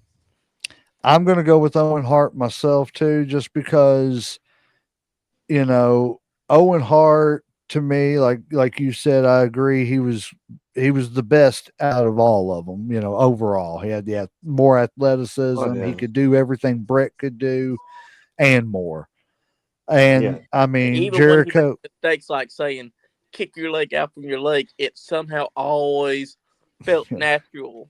Yes, Jericho, you can't say anything bad about him. He's decorated. He's done it all. I never was a huge Jericho fan as far as like, oh, Jericho's there. I respect the hell out of Jericho. Mhm. The It's same way I great. wasn't a Ted DiBiase fan, but now being older, I respect the hell out of him. He's a great worker. He deserves everything he got. But in my opinion, anybody that's willing to turn on his brother and beat his own brother up because he's a whiny baby, Owen Hart's the man for me. Don't See, forget like The Bret king of Hart hearts. match. I like the King of Hearts, so I ain't gonna lie with that. See, like this is me. It's probably the hardest matchup that we've had so far because as much as of course, I'm a big Hart fan, and Owen, I think was technically more talented than Brett. I think he had the same ability or more, and I think he was better on the mic. But how can you like deny Jericho as having the most? I think what titles Intercontinental right of reigns. Yeah. yeah, yeah. Even though they did have that weird one where he was co-champ with China and all that weird shit, Yeah. Oh, they I don't did. even count that shit. I mean, honestly, but what do you had it like 9 times, 8 times, something like that? He did. 9. So I'm like, damn. I mean that's a pretty long resume compared to Owen. As much as I like Owen, it's kind of hard for me to not give it to Jericho. To be honest, I mean nine Not to times. mention the Miz held him as long as Jericho has. But Mhm. No, Miz has only held it 8. look That's at the right. look at the impact Owen had in such a short time compared Oh, to yeah. the impact that Jericho has had in double that time. I don't know. Jericho's Exactly. pretty massive, man. I mean, like He every is. place that Jericho goes, he's a world champion. And like, we're not even talking about world champion right now. We're talking about just the Intercontinental. But I mean, when you walk into any company, the name Owen Hart is revered. Yes, it's Yeah. partially because of the tragedy of how he died, exactly.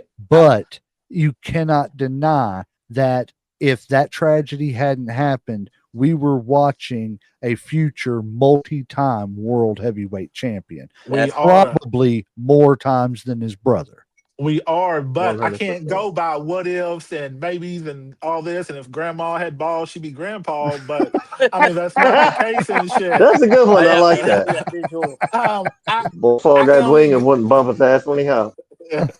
I can only go by what we got here. And right now, in my opinion, and like I said, I love Owen, and I think, and I agree exactly what you're saying, Legend. I don't dismiss any of, I can't take away any of that. But if you stack up the resume as far as Intercontinental Championship, he is head and shoulders over Owen as far as having more Intercontinental Champion. He's had it longer, but so I'm going to go with Jericho. I mean, that's just my opinion. So we got two Owens and a Jericho. Oh, good Lord. Just ask me to pick my favorite kid next time. Damn. Uh, Either way it goes, the Canadian is going to win this one. Right? I got to go with a Jericho. So we're going to have to flip a coin on this We one. got a tie. Jericho, No. yeah, we have another tie. Jericho is great. I've always liked Owen better than I like Brett. That's true. So, I like Bruce Hart better than I like Brett. Oh, hey, hey, God. Keith what was all about right Steelheart? too. You remember that Survivor series when they brought his Yes, brothers? Yeah, man. 93. Yeah, God, Brett, no. Owen, I was Bruce, and Keith. yeah, No. I was rooting for all of them to survive except for Brett. Well, What about it went Steelheart? the opposite direction. They missed and got Owen eliminated. Right. Oh, I can do a little thing. I know all 12 of the Hart kids' names. God, go ahead and Y'all shoot. want it? Yes, I Yeah. let's can do hear it. it. Let's hear I'm it. not going to do it in order of age. It's Brett, Owen, Bruce, Keith, Ross, Wayne, Dean, Smith. Then the girls are Ellie, Diana, Georgia, and Allison Hart. I think that's all 12 kids. I'm not Yeah, mentioning how many grandkids because we Yeah, ain't got right. enough time. I guess they Also, didn't have Bret a Hart would television break back that then, as did they? well too. Right. You were either in the dungeon or in the bedroom. There was only two places to be in That's the right. hard house. Either Rip way, that you were on the cord. mat on your Right. back. Hey, Getting stretched. God bless. I mean, I uh, guess it just goes to say Stu Hart was a great wrestler and trainer, but his pullout game was weak. Right. I know. Yeah. He couldn't The- back out of a driveway. Shit. Uncle Slam. This is the way that the live broke down, man. The debauchery last night was unreal. Debauchery had to happen sometime. Yes. All right. So we got heads is Owen Hart, tails is Jericho, Yep. and we got heads Owen Hart. Hell Okay. yeah. Owen Hart, All right. I'm not I mad at that.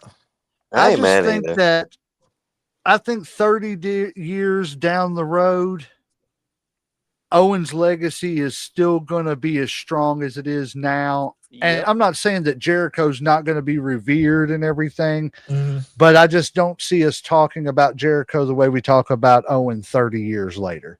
You know what I'm saying? And it's nothing against Yeah, Jericho, man. Jericho, you're great, no disrespect. No. That's my opinion. I don't think anybody's going to have a hard time picking this one, but it's going to if this goes away, I think it's going to. It's going to make for an interesting second round matchup. So we got oh yeah, Davy Boy Smith versus China, and it's nothing against China, but Davy's going to win. Yeah. I Davey mean, Boy as well. yeah. I'm going with China. I know you've all outvoted me already, but I'll tell you why. Okay. Because The if the booker match, says it, then that's the way it's going to go. well, that too, but the fact Bulldog, I always like Bulldog, but from what I hear, Bulldog did not have a great match. I mean, that match with him and Brett at SummerSlam 1992, because Brett called that match. Yeah, They were planning it. Bulldog got so messed up on drugs, which Brett called that match from start to finish, and He, you could never tell. So I cannot give any credit to the Bulldog. Mhm. So I'm by default my choice goes to China understandable. to Because Joni. when you go out there and do something like that, you're putting yourself and the other performers at risk, and you just don't yep. do that. You got to be more responsible. I mean, I get, my ex, she unfortunately had issues with addiction and everything. Thank God she's sober again and I everything. mean, Amen, Congratulations brother. on that. I love hearing We that. got our issues and everything, but that's neither here We nor all there. do. I'm glad to see she's doing better, and I like so being affected by addiction, you know, I can understand where you're coming from and everything, about you don't put other people at risk because of the things that you're going to do, that, as far as Mm, extracurriculars. yeah, But yeah, Yeah. Bulldog gets it, but Yeah. hey, I yeah, I don't know. I'm torn on Bulldog the same way you are man, because I love him to death. Bulldogs, the tag team themselves are one of my favorites, but when you hear some of the stories, it's like, man, you gotta do better. we can't discredit yeah, China because she was the first woman to ever hold the men's Intercontinental Championship. That's it. Yeah, let's give But her was it her really flowers. believable, like against somebody like like a real wrestler? Now I understand some of these other little weak guys. Yeah, she could have beat up, but like if she went Yeah. up against somebody real, like you really think we're going to believe she's really going to defeat them without some help? Do you think? Okay, and this is an honest question, and it's no slight to the man, but do Uh huh. you think that if China at that time and Jeff Jarrett got into a fight, China couldn't have held her own, a real fight, China couldn't have at least held her own against Jeff Oh, Jarrett? she could have held her own. She could have. You talking about like in real life, or are we talking A, about a like real wrestling? fight. A real fight. Oh hell no, hell no! I think Jeff would have beat her like a drum. What are you talking You about? sure about that? Because China was a muscular woman. She I was, but like men just have a natural most men. I'm not gonna say all men. Most men have a natural advantage when it comes to strength over women and shit. That's true. And I think most people in wrestling are athletic or in pretty good shape. And I know she was more muscular than most, but I think level as far as strength wise, her strength would have been just probably compared to her average guy, been that of average guy. But also, he will need the World Cup because as soon as she kicks him side nuts, yeah, no, strong or not, you're going to have a huge disadvantage after you get kicked there. I'm just going to say, to that argument, Paul Orndorff mollywopped Vader in some flip flops. He did. Van Bear was the top guy. He was a beast. And then Paul Orndorff whooped his ass. And that's after Paul Orndorff's arm had those problems with the nerves and had atrophied. Atrophy. His arm was no good. Damn. Mm-hmm. So I mean, I'm just playing devil's advocate. No offense, Jeff. Yeah, I wouldn't have fought China. That's right. I would have wrestled her. Right. A couple times, I let her. I pinned her. Right. I mean, she did look good naked. I'll give her that. I took her to the dungeon, Stu Hart's dungeon. Johnny. What? I'm going to admit something right now. In a box here somewhere, I actually have China's very first Playboy edition. I bet you jerked off to that every night. No, I didn't want to ruin the pages. I knew it was going. True. I bought that one for the pages. You wanna separate the pages, keep them nice and crispy. A collection. Well, no, you just do the right thing, man. You buy 2 copies. One to put up. Hey, too much information. The other copy I had to throw away. All right, let's get back on track, one guys. solid brick at that point. That's right. All righty. Eddie Guerrero versus Double J, Jeff Jarrett. I think this one's pretty easy. Eddie, he's greatest, in my opinion, that ever came out of Mexico. So that's no disrespect to Jeff Jarrett. He's held his own and had a great career. But I think Jeff Jarrett has also been pushed a few times when he shouldn't have been pushed. You're right. So I'm going to go with Eddie. I'm going for Eddie too, because Eddie Guerrero did not write himself to become a world champion in his own company they owned. Yeah, I got to go with Eddie too, man. I think it's kind of easy on this one. I mean, if you've seen some of the matches Eddie had, it's pretty self-explanatory and shit. Plus, he's a smart man on how he won it from China. Yeah. He made it seem like he actually did it, but he was gritting through his teeth.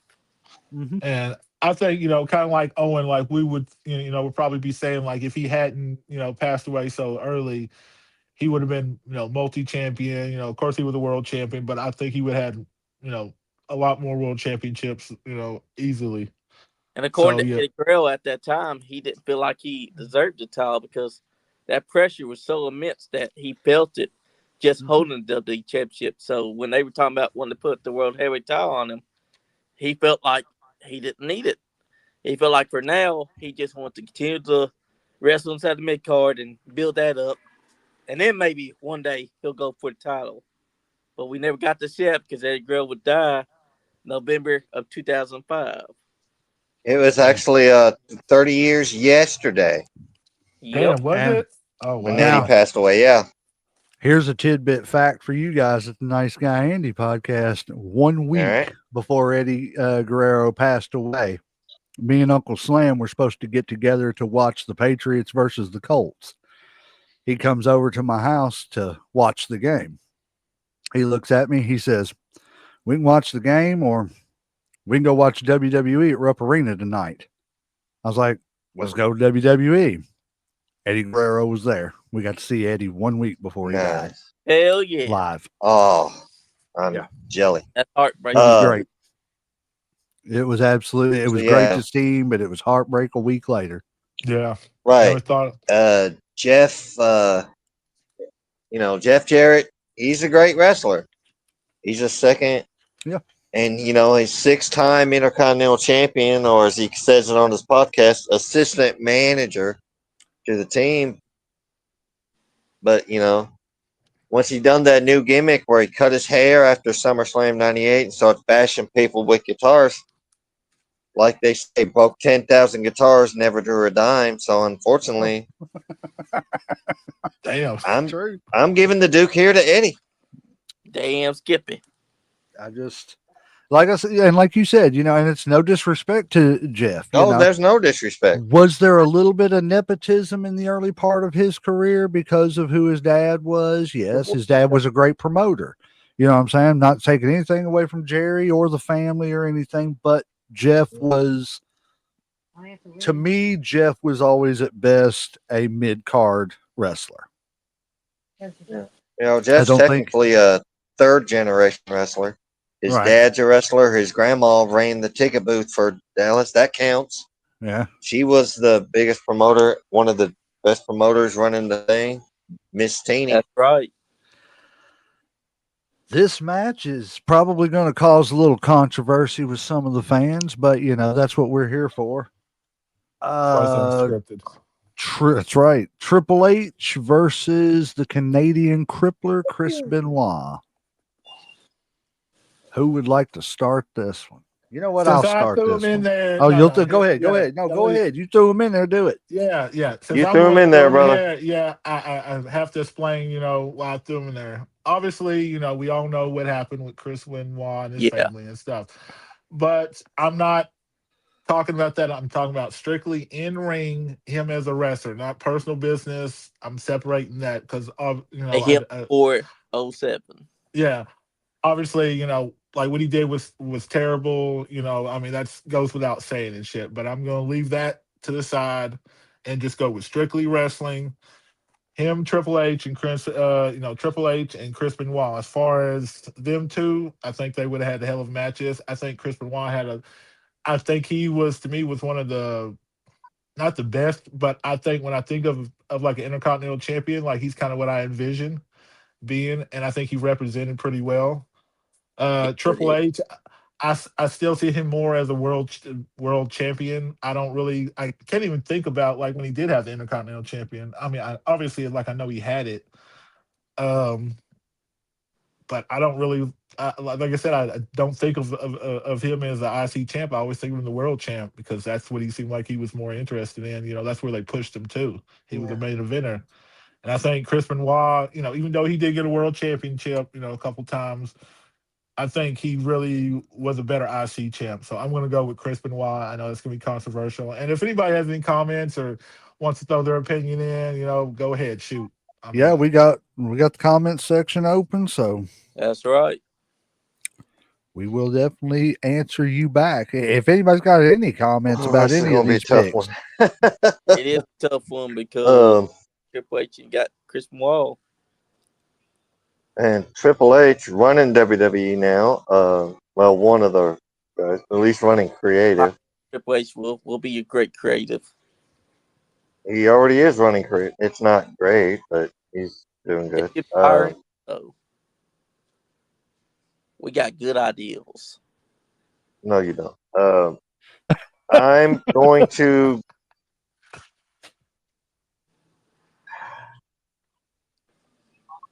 I'm.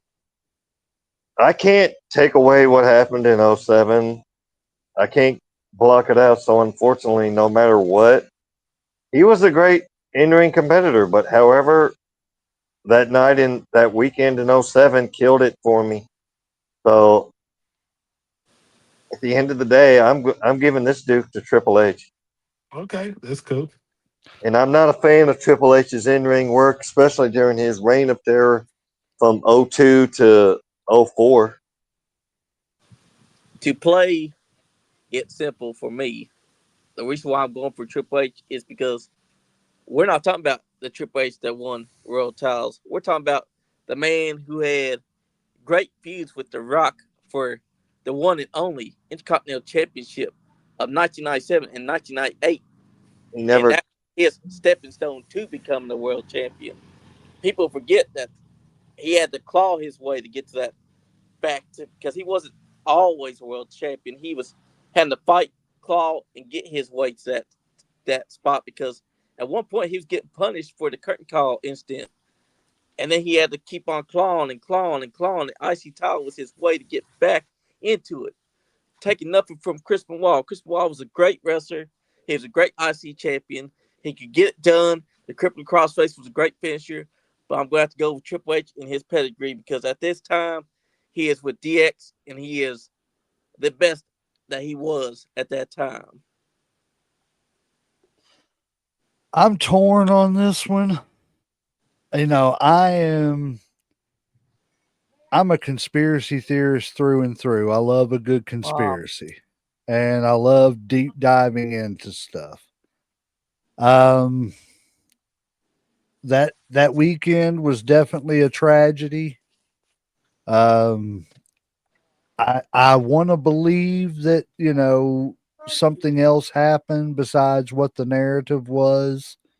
I don't want to believe that a man could do that to his wife and kids, but that's not the reality we live in. I'm not saying that that means he did do it. There's only three people that's ever going to know what really happened, and they're not here anymore. That's right. But I try to go by just what happened in the ring. And there's no doubt that Benoit was a great performer in the ring. He wasn't the best promo. You know, he was one of those guys that needed a mouthpiece. But at the end of the day, I'm kind of like Sean John. I have a hard time getting past it. It's hard. And I got to go with Triple H. Okay. That's right. All righty. Our next matchup starts the second round, and that is round two. fight. Ooh, this gonna be a tough one right have here. you ever heard just a little joke here? You ever heard the old joke about roommate? Here's his other roommate and their partner in the bedroom Yep. doing their thing, and all of a sudden he kicks in the door and says, "Player 2 has entered the game." God. Oh, man. This is going to be a tough one. Yes, it is. We got Gunther, however you say it, Gunther. versus Gunther. Mr. Perfect Kurt Hennig, the man who could throw an 80-yard pass to himself. Hell yeah. Woo. Simply perfect. That's right. Because he is what he says he is. And he says he's perfect. Damn. Now, is he coming to the ring with Bobby Heenan or Coach? I would Bobby Heenan. Yeah. The best perfect was with Heenan. Yes, Yeah. it was. I don't even know. I don't even remember Coach And doing he- anything other than the match at SummerSlam. And Yep. he's taking on the longest reigning Intercontinental Champion himself, Gunther. So it's a tough choice. Well, we know Perfect's, no matter what's going to be flying around that ring Oh, yeah. He's at going the to sell hands of for Chuck. Gunther. Shoot. That was his gimmick right there, selling. Mm-hmm. It's tough for me, Yeah. but I'm going to have to choose Gunther to go on this one. I'm going to have to go with Gunther. I'm going to go with Gunther just because I think Mr. Perfect was enough of a professional that Perfect was kind of like Undertaker and, you know, some of these other guys that, you know, Hogan needed the belt to be relevant. That's right. Piper, Undertaker, and I think Perfect fits into that. You know, he didn't need it to be relevant. You know, he wasn't a champion whenever the Four Horsemen were giving him his spot. He never, you know, barely was a U.S. champion for a little while in WCW, but anytime he showed up, he was relevant. It was Kurt Hennig, you know, something was Kurt going to Hennig happen. and the West Texas Redneck. That was Hell yeah. You got that. They got Hey. that. They weren't supposed to get over No, But they got it when the over. fans would much rather listen to Kurt Hennig, and that made them into baby faces. I don't care if they were booked as heels. So are we That all going Gunther? rap is crap. It's closer than I would like, but because I really like Perfect. Like I said, I mean, I always thought he was one of my favorite wrestlers back in the day, especially the Perfect Plex and shit. Because that's what my finishing move. Uh, shit on my brother, of course. Um, but it's hard to deny Gunther. I mean, like he's the longest reigning. I mean, you know he's pretty much the face of the IC title now. So I mean, I know he's a world champion, whatever, but I'll go with Gunther. Like I said, I don't have a problem with Gunther winning this one, but I still like Perfect. You know, I mean, just be honest. Oh, 100%. All righty. This matchup, I don't think the picks are going to go the way they look, but Razor Ramon versus The Rock. Oh man. Ooh. I'm going. I hate to say it, but in this matchup, I'm putting Razor over. I agree with you on this. Like I said, The Rock was a great heavyweight champ, but as far as a great Intercontinental champ, Razor Ramon's it. For I 2 or 3 years in the WWE, Razor was who you put your guy up against to see if he could go past that Intercontinental level. Mm-hmm. Yep. own for me. Razor. I We can't. Yeah, got Nothing against The Rock, but Razor was the all around package. He looked the part. He spoke the part. so in this match, he is going to carve you up. Mhm. Ah, That's He gonna right. a rock, carve he the gonna rock carve up. some lines in that people's elbow or that people's yeah, eyebrow. Sorry, Rock, you're yep. taking Razor's Edge. That's right. Stack of yeah, shit. yeah. All right, this next one's kind of interesting too. We got A the excellence legend of execution, Bret Hart and the legend killer. versus the legend killer, A legend versus Randy a legend Orton. killer. Ooh. That's a good match right there. It's a good match. Because we're talking about prime Bret Hart before Prime Randy the Orton. versus prime Randy Orton. Mm. That's tough, man. I'm gonna let somebody else start it while I contemplate on this for a second because I gotta take a few Oh wow. things into account here. It, We're I mean, Just both. ask us to pick our favorite kid. I'll get Right. yeah, I mean, shit. I don't really have a favorite kid, but I could pick Brett, but I could see this going like either way. Honestly, like I can't argue. Like if somebody said Randy Orton, and as far as Bret Hart and shit, like I wouldn't be mad about that because I think they both had great matches. I think if they wrestled together, that would have been fucking awesome and shit. I don't know if they ever did. I'm Yep. pretty sure they didn't though. that. No. I would have loved to see them in their prime because I think it would win one hell of a show. But I'm still gonna stick with Brett just because all the great matches he had with Sean and some of the other, Yeah. I'm a I'm going I heart, mean, he like put. I Bret said, Hart. I'm biased anyway, so of course I'm gonna say heart. So that's just me. I'll have to stick with Bret Hart too because if you think about it, Randy Orton may be a good technician, but he ain't the excellence of execution because Bret Hart will find a way to stomp his ankle and get him in that sharpshooter for that tap or for that submission. I'm. I'm gonna be on the contrary. I choose Randy Orton because he could outsmart Brett and get past that and hit that RKO out of nowhere. May have to be a little vicious. Get that vicious '09 Randy Orton and go for that punt. Oh man, that's the one. Ooh, If that punt happens, I he takes mean that a stroke. may So Well, I'm going with Randy we Orton. all know how much Brett don't like being kicked in the head. So. That's right. He'll Oh change my it too god. from he'll be saying that damn Goldberg to that damn Randy Orton. His bad Randy worker Orton. kicked my head. hey, he never complained about anybody except for Bill and shit. And obviously, we all know Bill is pretty stiff and shit. Like he wasn't the only one that Bill said that shit. Goldberg. So, Damn Bill Goldberg. Goldberg. so fuck Bill Goldberg. That's all I gotta say. First he'll say, "I forgiven Bill Goldberg. He didn't mean to hit me in the head." Now it's fuck Bill Goldberg. I know that He motherfucker. wasn't trained. He shouldn't have been that. Hey, he Shut cost up. him a lot of money on the table and shit. Like I said, man, he left a lot of money on the table because of Bill's goofy ass and shit. And they were going to move him to be a world champion. And then once he got it hit, it fucked up the whole storyline And for the the WCW shit. and the funny thing is And that then he had Goldberg busts his arm up, loses 6 months of his career, yep. almost his arm. And then Bret Hart had that concussion where they were having him go out there and try to wrestle while he was still concussed. Yep. And that was making it even worse for him. You can blame that one on Vince Russo. Yeah, that was Yep. stupid on his part. This one's hard. But if we're gonna go based off Intercontinental Championship, to me, Randy's yes, he's held the Intercontinental title, but his story wasn't really a part of the Intercontinental title. Brett's story, the Intercontinental title is really woven into his story.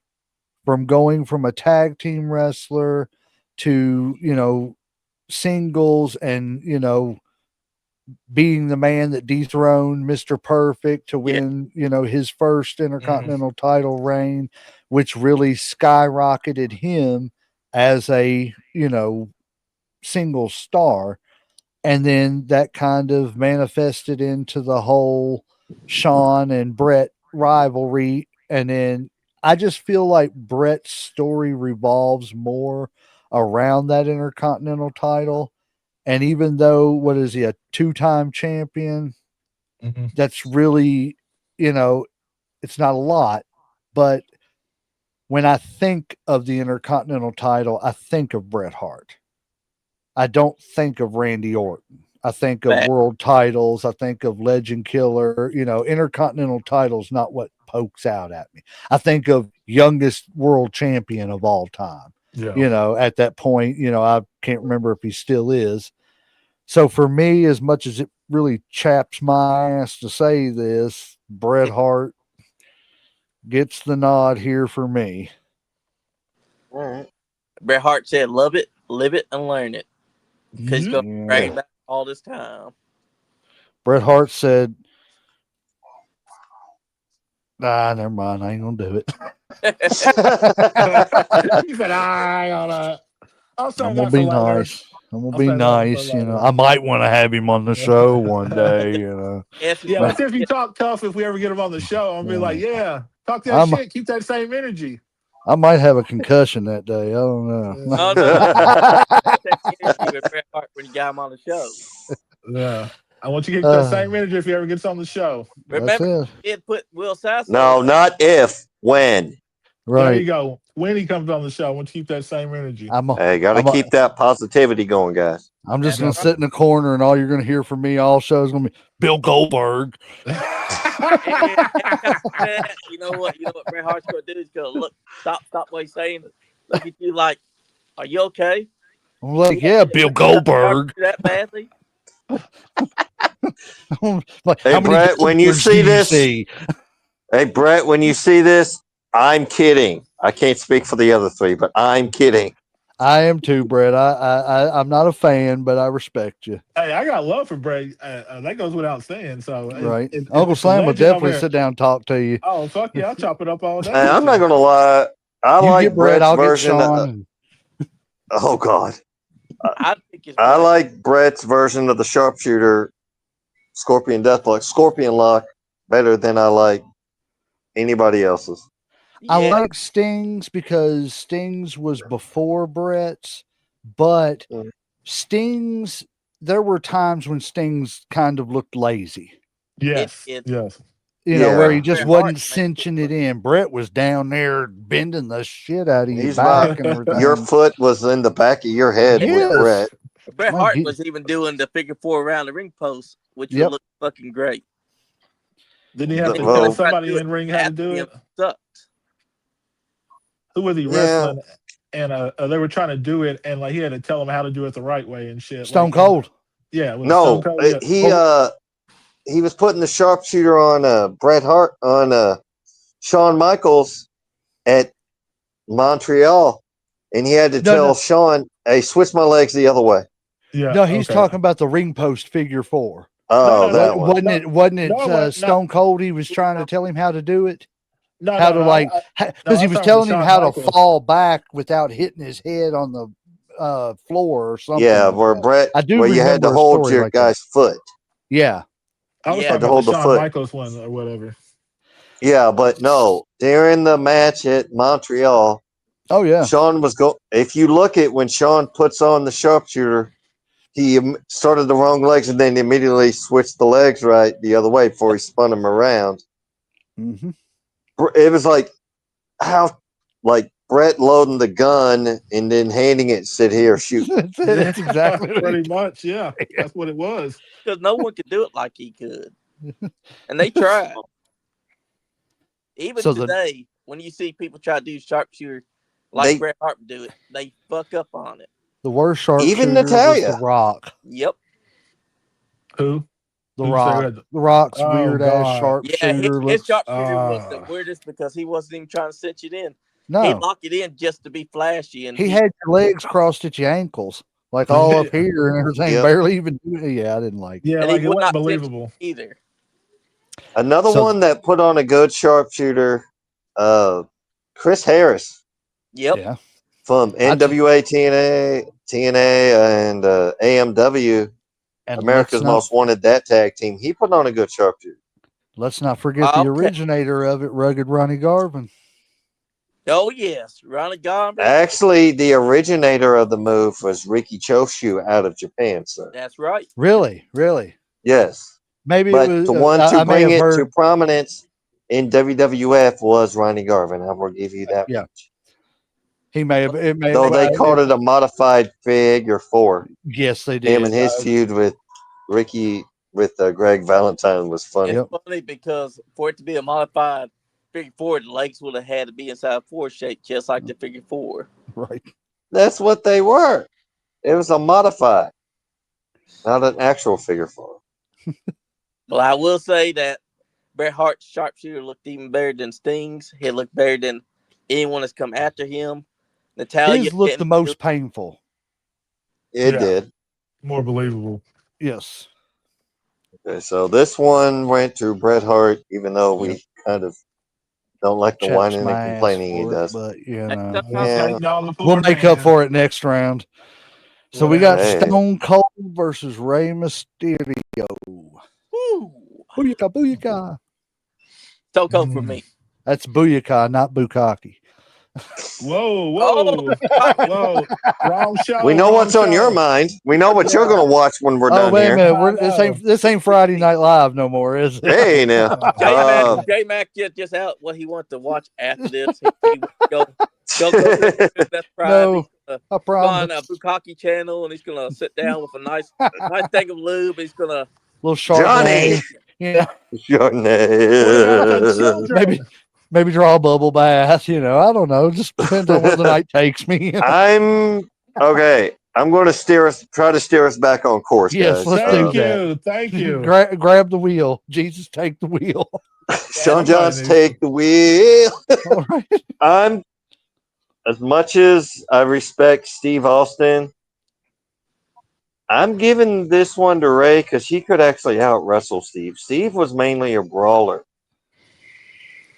that's all thanks to his injury that he suffered in Yeah, yeah, because he Yes. was really technical, but like before he got his neck, then He he was had to start technical attacking. before he got it.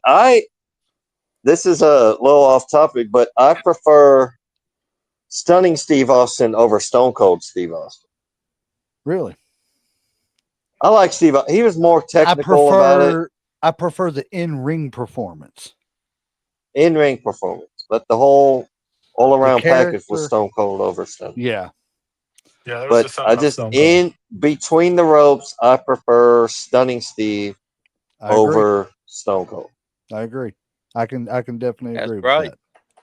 I don't Could know. you imagine if he'd have had that stunner while he was stunning Steve That would have been Mm. perfect. instead Yeah, of the instead of stun him gun doing instead of the stun gun Stunning gun. dropping them across the ropes, which I mean was smart. You didn't really have to do nothing but just pick them up and drop them. Yeah, Yeah. and you could hit So almost he anybody caught with that it. move from Hot Stuff Eddie Gilbert. Yep. Or what they call it, the hot shot. Yep. So I'm going to go with Stone Cold on this one. And to me, it's just a no brainer. I like Ray, but Stone Cold, you know. I That's mean, right. his feud with The Rock over the Intercontinental Championship is kind of what boosted him up to that level to be a, you know, that and the Bret Hart match. You know, Yeah. the Bret Hart match put him in the title picture as far as the That's Intercontinental right. title, He and refused then to quit. that when he threw that belt in the river and all that stuff and everything, that was just great. You know, when you look at your beeper and you get a 316, you better turn around. You know, and then he That's got right. looks That's right. down. That was great. Speaking of which, somebody actually went out and dove in the water and got that belt. Did they for real? I would have Yeah, right too. after the Raw went off the air, he went in there and because they used an old tag team belt, Yeah, and he dove in there at night Yeah. after the show and got the belt, tried to sell it back to WWE, and they told him to keep it. So he's got it. I'd have kept it too. I wouldn't have even Yeah. tried to sell it back. Yeah. I would have kept it. Yeah. Saved it and shit. Yeah, I thought, okay, that's some dedication right there. It's I like know. How deep I was the ain't mad water at there him. at night and shit? Now I got might have him done it in the belt daytime, for free. or And, like if I had a magnet or something, I would have threw it in there and and fished it for it. was But in December nah, fuck all that. I'd in do the that. What? north What? No. at night. Oh no, Jo- No. I'm getting the my teeth are rattling just thinking about that. Uncle Legend Slam already likes to know. camp in the wintertime. Yeah, right. We all know I am not a tropical person. I done told you. I'm a tropical people. I don't do all that cold shit. So no, I ain't in no December. So Yeah, are we all going with Stone Cold on I this kind of except for the yeah Stone Ray? Cold. yeah Stone Cold all the way. I don't think it's really that hard on Okay. that one. Good. Now we can get retribution on that one that we messed up on. What the HBK one? Yeah. No, the one right Uh, above the uh, Stone Cold one there. nah, that sounds about right to me because that's gonna work out beautifully. You know, they had a match and shit. You know, so So Yep. we got Heck yeah. Steamboat and RVD. ooh, The what is it? The educated feet versus the educated hands of Steamboat that could Yeah. chop you into non-existence. That's And right. those arm drags from Steamboat though. Greatest arm drags ever. I don't That believe Yeah. this that man, yeah. Rick Grant Sorry. boat that was doing things that these young guys today wasn't even thinking about. Mhm. He's doing things that's getting the fans electrified. Yep. Un- much as I Including taking respect, DDTs on the concrete. ooh, yeah, yeah, he's the first guy to do it. Yeah, damn, And yeah, I that's will tough. go with Ricky the Dragon Steamboat on this one. I I am think, too. yeah, I think everybody I'm was gonna say that. It wasn't hard with RVD, honestly, man. Are you going Steamboat. with Yeah. us? Okay, everybody's going Steamboat. And I believe the next one's pretty self-explanatory. No, I don't think it is, honestly, on this one. Like, I think this is one of the tougher ones and shit. Given I the I got to give it to HBK. Not, and I'm honestly not doing it by bias. Again, I've just got to go with Hmm. the relevance Mhm. of when they were Intercontinental Champion. But you're gonna I, go the Miz's 8 championships, even though two of them I don't think will really count because they were really short. But his 8 championships as far as IC championships compared to what HBK's what two? yes, Three. He's a Was it three-time three? Intercontinental Champion. yes, I would put HBK's 3 versus Jericho's 9 versus anybody else, Are and you saying I would do quality this. quality Yes, over quantity? because of Yeah, what the quality. title and the rivalries at the time meant. And I as bad as I'm going to hate to say this, I would do the same thing for Bret Hart because the titles and the stories just meant more for what was going on in the business and in that company at the time. This is really Fair. tough on me. Like I said, I mean, I definitely agree with what you're saying because I understand quality over quantity, but at the same time, I can't just forget about all the shit that Miz done. Like, even though I do agree that I think HBK had better matches, like when it came to the Intercontinental Championship, I think his matches were, like legendary. I'm not saying the Miz didn't have good matches, he did and shit, but as much as it pains me, I guess I'm gonna have to agree with you on that and go, who, the 3-letter guy.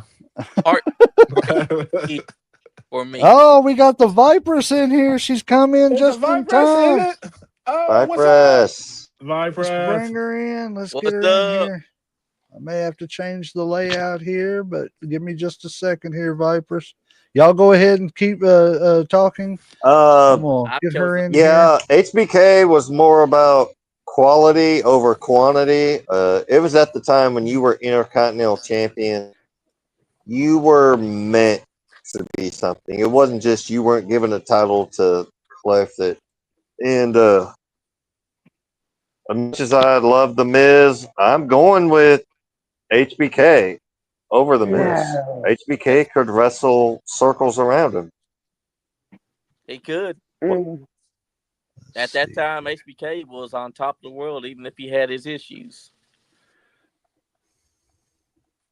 Actually, I mean, I guess that's almost a testament to be on drugs, be that fucked up, and still be that good. Yeah. Fuck. Damn, that is Yeah, messed that's up. about right. I mean, Dominant issues. That's He like still was Lawrence able to Taylor put on on coke. bangers with even Bret Hart, and they had heat, legit. Yeah, yeah, real heat and shit. And that's even before the Montreal Screwjob stuff. Because even then, they were yeah, still willing to work with each other. I mean, Mm. you look at the super kick they against Bret Hart. He was fucked up on drugs, but he was able to do that super kick without hurting Bret Hart for real. And Bret Well, Hart, Hi, listen, everyone. What up? hey, what's up? Vipress. What's what's up? up? Can you believe it? I'm good. I just got home from my first thing I had to do today. I had a fashion show for my youngest kid who is autistic and has, among other issues. So it was a really good experience. And I seen that you all were still in here. So I was like, why not jump in and see what's going on? Come on Heck That's in. yeah. right. Yeah, come on You in. give us We're some in opinion. second round of the tournament. Yep. Just the second one? Yes. So Yep. Yep. Second round, we've yeah. we've agreed that Okay. HBK beat the Miz, right? Yep. Yep. I Yeah, don't. Okay. yeah, I heard yeah. that conversation. I don't, but okay. All right, well, go ahead and Oh, tell us what you think. If yes, you, yeah. yeah, Tell us yeah. what you think. You're Let's here. hear it. Thoughts? If something would have happened with Sean to like the drugs got too bad, he wouldn't have had the career that he had. But the Miz was able to contain all of that, and I've been on drugs before, so I totally get it and understand it. But Right. like, I think that the Miz could be here longer than Sean could, actually wrestling wise, and I'm not talking about like show wise because I know that Sean does NXT and stuff, but I mean, I don't know. That's a hard one to choose anyway, Sean or the Miz. It So I is get hard, that.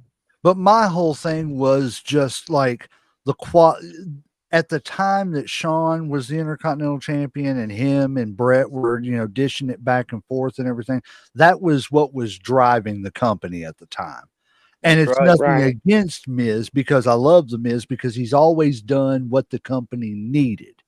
But I Mhm. don't Right. think that any of his championship runs was what was driving the company at the time. You know what No. I'm saying? It was a good story for, where it Well, was and what it was doing, but it wasn't what was carrying the company.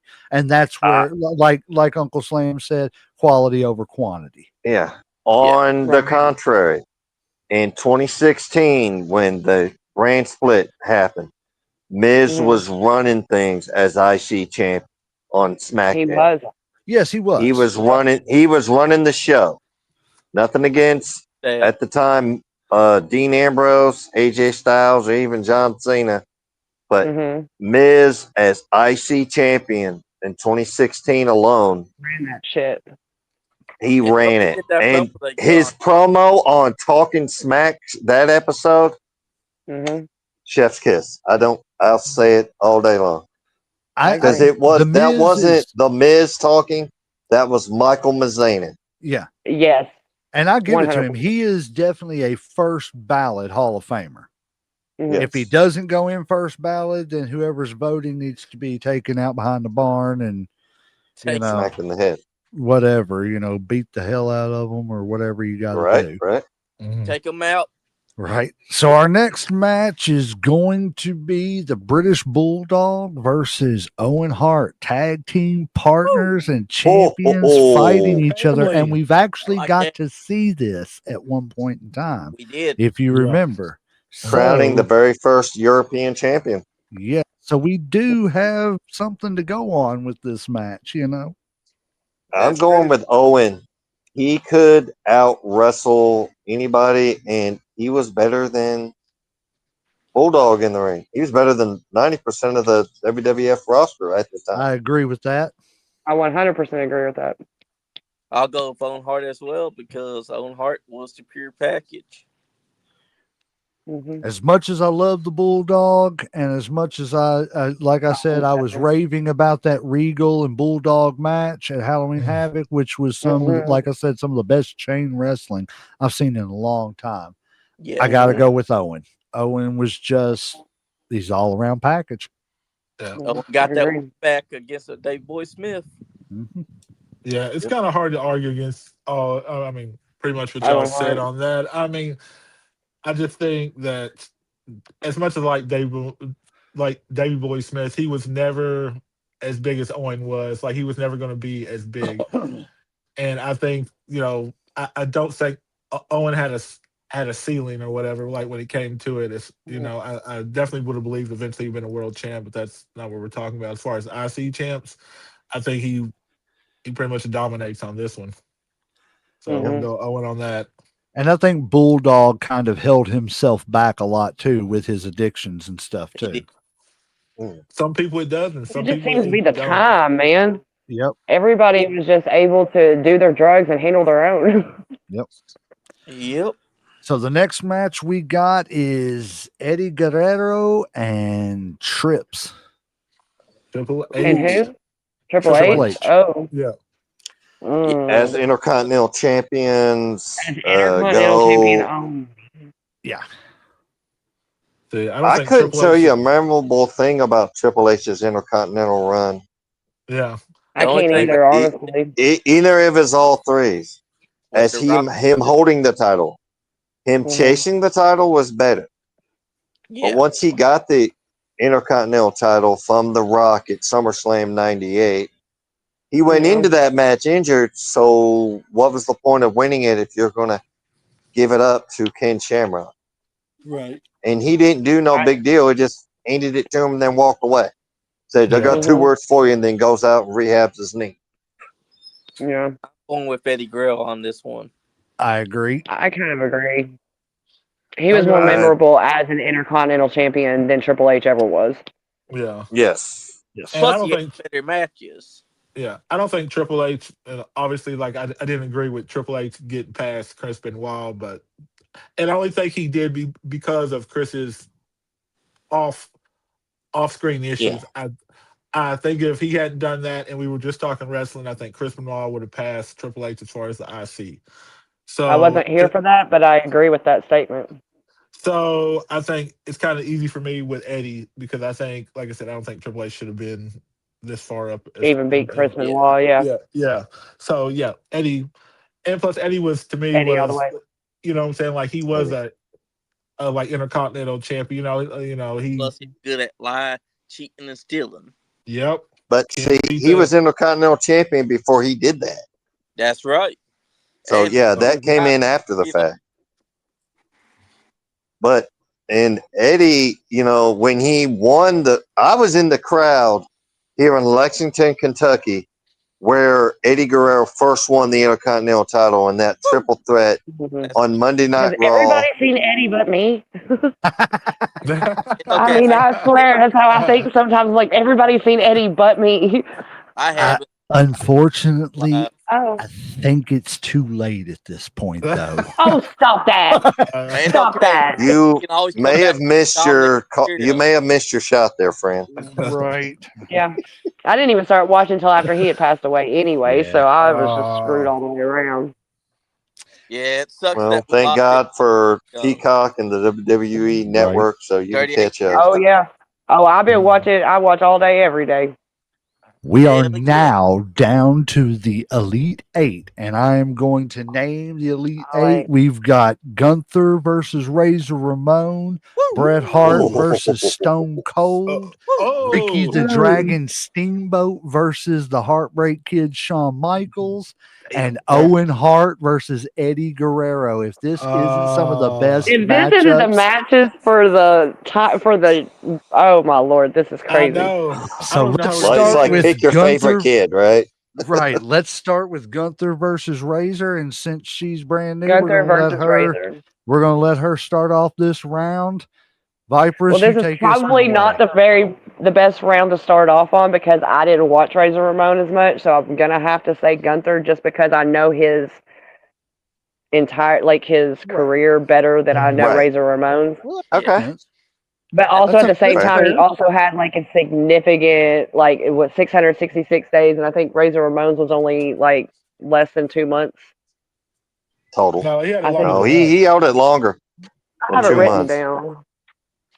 I can't Might have remember it exactly, actually. but like I said, I think yeah, 198 days, and then 140 days, and then 88 days, and then 65 days. So Yeah. yeah, it was a little bit more than that, but that's still way less than 666. And then, like I Yeah. said, I understand Gunther's career better than I understand Razor's. So Yeah, that's Okay. fair. I can see It's why you see Fair. that. Fair. Definitely fair a assessment. tough one, but I'm going to have to go with Razor Ramon on this one. Purely because Razor Ramon, Gunther has held the title the longest out of all of the Continental champions. Razor Ramon would find a way to overcome Gunther in his chops and any offense that he can throw at him. He was the machismo. So I got to go with the Razor's Edge on this one. Uncle Slam. Oh. All right. This to me is really tough because I can't dispute Gunther's, reign as far as being the longest champ, and it's kind of hard because when I think of it of like Intercontinental Championship matches, I think of Razor Ramon and all his matches, and part of me is going to have to go with like what I said before, quality over quantity. So I'm going to go with Razor Ramon on this one, just because I think his matches were better, even though Gunther had it longer, and maybe they. Like maybe Gunther kept it because there really wasn't anybody else that could have carried it at the time. Yeah, But I just think that quality over quantity, and I think Razor's matches would hold up or still hold up better than Gunther's matches because we still talk about them as far as the ladder matches and then the Shawn Mike. Actually, wasn't it Shawn Michaels and Razor that first had the ladder match, or Yep. was yep. that Brett? It was the inaugural ladder match. Brett and Yeah, Sean had it first, but it was like a house show, live yeah, yeah, event yeah, type yeah, deal. yeah. So Taped Razor for So, Coliseum Video, was the mhm. first live one So but the I'm gonna go first with one on TV on pay per view was Razor and Sean at yeah. WrestleMania 10. to unify So the IC championship. yep. I'm Y'all gonna go with keep Razor talking. Ramon though. Yeah, I don't have any problems with that one right there. Like I said, like Razor Ramon for me. Sean, what Razor. about you? You going Razor too? I'm going Razor. Nothing against Gunther. Duke can go, and his move set isn't flashy. It's he just beats you, wears you down, slaps on that sleeper hold, rear naked choke, whatever you want to call it, Uh, That's and right. he just. But Razor, he could out wrestle you, outwork you. He'll find a way to slap on that Razor's edge, and bada bing, bada boom. That's right. And he yeah, I will don't have. find a way to hit that fall away slam on you, no matter how big you are. See, I'm not a huge fan of Gunther just because it's kind of like he said, like he's not very flashy. He doesn't really do anything explosive. He's just a kind of old school wrestler. He just wears you down, like you said. And I mean, he's got some of the probably the best chops out there and shit. As far Yep. as when it comes to it and shit, I would hate to be hit with one of those. There ain't no way Especially and if they shit. sound like shotguns when he hits you with them. Yeah, I know. God, probably take a nipple Yeah. off or some shit when he But hits like you. you said, chopped him the hardest that he's ever been chopped. Get it through the Really? blood. Damn. Panta. chopped Gunther the hardest. Yep. Sorry, I had a station identification. And Had to, that pretty much gives Gunther a little bit of uh credence because him going through that chop battle with Penta meant that Penta had strong chops. But I'm still gonna say that either way, Razor Ramon's finding a way to pick him up for a fallaway slam and then hitting that razor's edge. so how many Gunthers and how many Razors we got? We got Uh, all razors except for one no, Gunther. yeah. So Well, I am going to have to.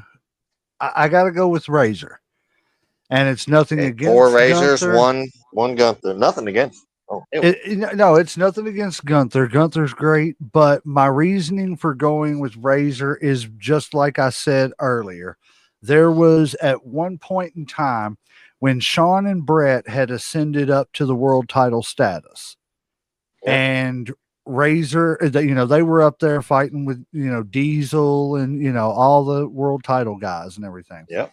mm, Razor was the guy that you put the guy out there with to see if he could run with, Sean, Brett, Yep. Yep. whoever else was out there. He was the measuring stick for a few years as far as that goes, kind of, in my opinion, I feel like that's kind of like the role that Arn Anderson played in the NWA, with that World Television yeah, Championship. He was the Yep. guy that, if you could get out there and go with him for 10 minutes on TV, we'll start looking at you to see what you can do for 15 minutes, 20 minutes. I just feel like Razor, it's nothing against Gunther. I like Gunther. Gunther's I one of my favorite guys out there now. And I think in 20 years, Gunther's going to be known as one of the greatest heels that's ever wrestled. But I think right now, at this moment, Razor's got the edge just because of the role he played. you and them puns. I swear, Razor's got the edge. They're Just, good yeah. puns. I'll give them that. Razor's edge. He's going to Puns. carve you up. So Razor got the nod. Yeah. hmm Razor. Yep. All righty. And I'm okay with that. We have Brett the Hitman Hart versus When You Hear the Glass Hit Your Ass, Stone Cold Steve Austin. Vipers, we'll Got let you ladies first again. I'm gonna go with Stone Cold Steve Austin. We got a nod for the cold man. I mean, I can't falter on that choice either because Stone Cold Steve Austin and Bret Hart, they have wrestled before many times. So we have a lot to go on from. Yeah, Yes. we have a lot to go on that one. All right. So we got two Stone Colds. Well, Yes. I'm gonna go with Brett on this one. Like I said, I knew he would go with Brett. because like I said, I mean, like when I think of IC Channel, the champions, I think of Randy Savage, I think of Bret Hart, I think of HBK, I think of Razor Ramon and shit.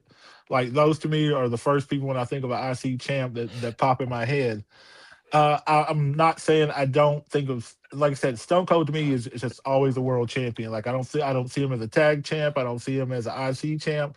I see him as just the world champion all the time, pretty much. Right. I get that.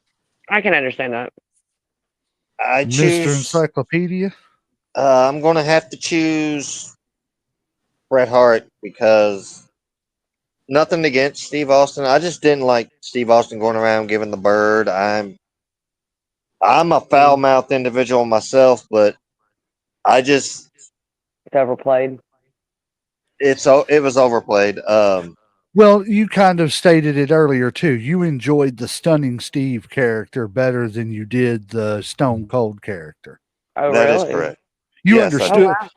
Well, I understand, and to an extent, I do agree with you to an extent because my extension of it was for the in ring stuff, but Yeah. I see what you're saying too about the character itself too. You Yeah. know, I Uh, get it. Go ahead. Sorry, I didn't mean to yeah. cut you off. I just Oh no, I no, see what you're no saying. problem. Bret Hart was my, Bret Hart always the one that inspired me to just like it, because his selling was believable, wasn't cartoonish. And there's nothing against overselling like that. He looked like if you worked his knee, like you were really hurting the man's knee. Mhm. Mhm. Um, as Intercontinental Champion, that match he had with Mr. Perfect in '91, that's still the best Intercontinental title match of all time. And speaking of Intercontinental, I'm going to throw out a little bit of useless knowledge as the encyclopedia knowledge That's that I right. am. The PLE pay per view, whatever you want to call it, that the Intercontinental Championship is the most in danger of switching hands is SummerSlam. Oh yeah, it's Because, notorious for switching hands at SummerSlam. oh, just Sure. about every SummerSlam, the Intercontinental title changed hands. Yep. Mhm. That's Well, it looks like useless I gotta knowledge, be but it, the Thank you. tiebreaker here. Yes, you do. So we can put the coin away. Oh my god, yeah, we can put the coin away because we like I we already got know five. who's picking. So as much as I'm gonna hate this again, Oh no! Oh I no! Oh, Oh I no!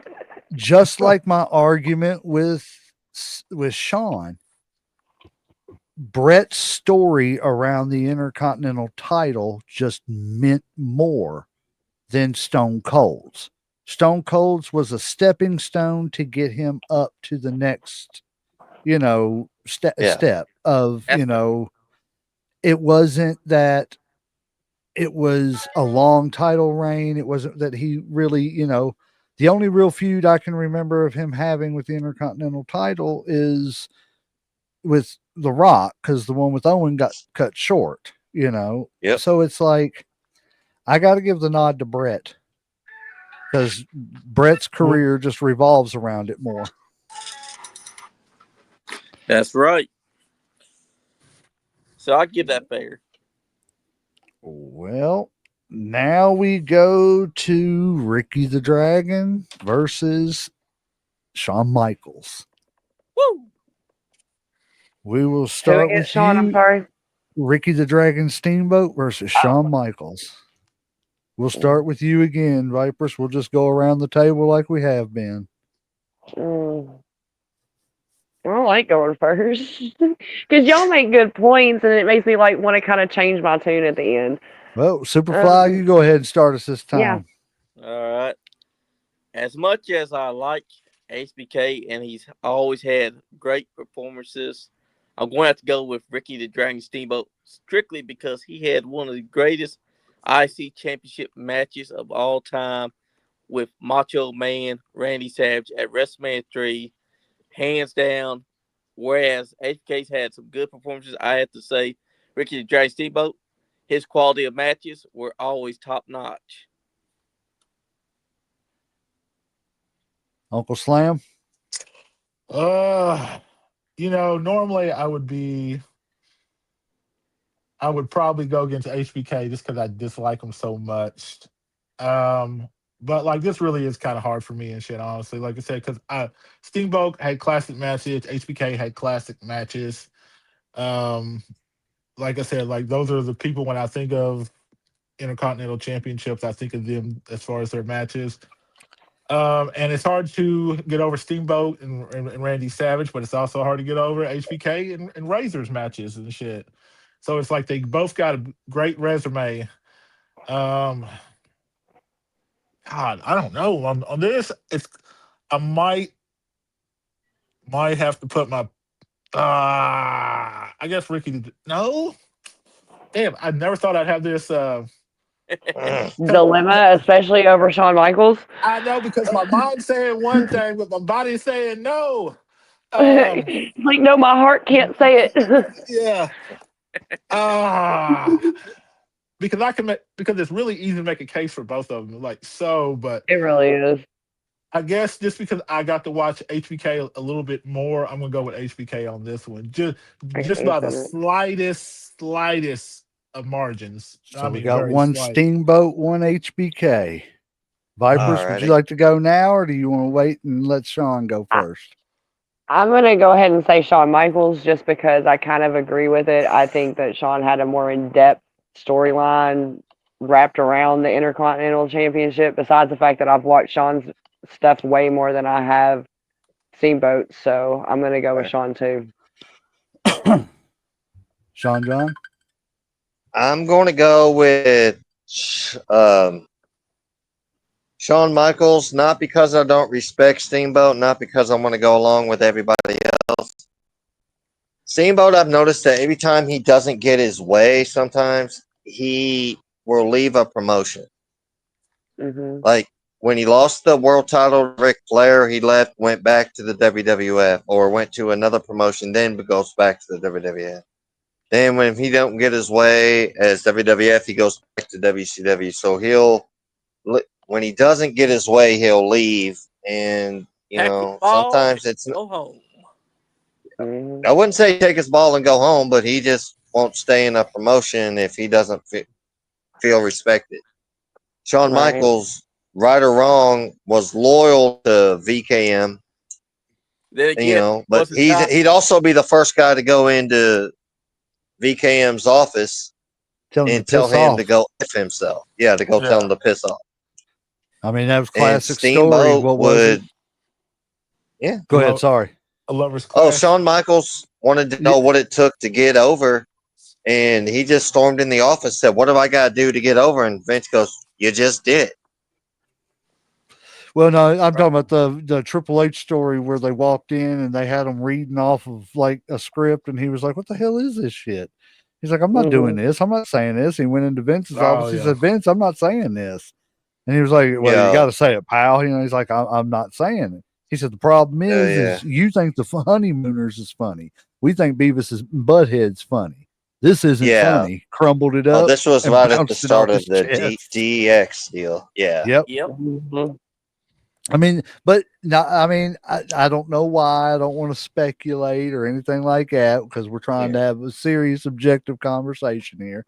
But I don't know of too many stars that had that ability with Vince. I think The Undertaker could have done that, but The Undertaker was Yeah. always willing to go the respectful route first, Yeah.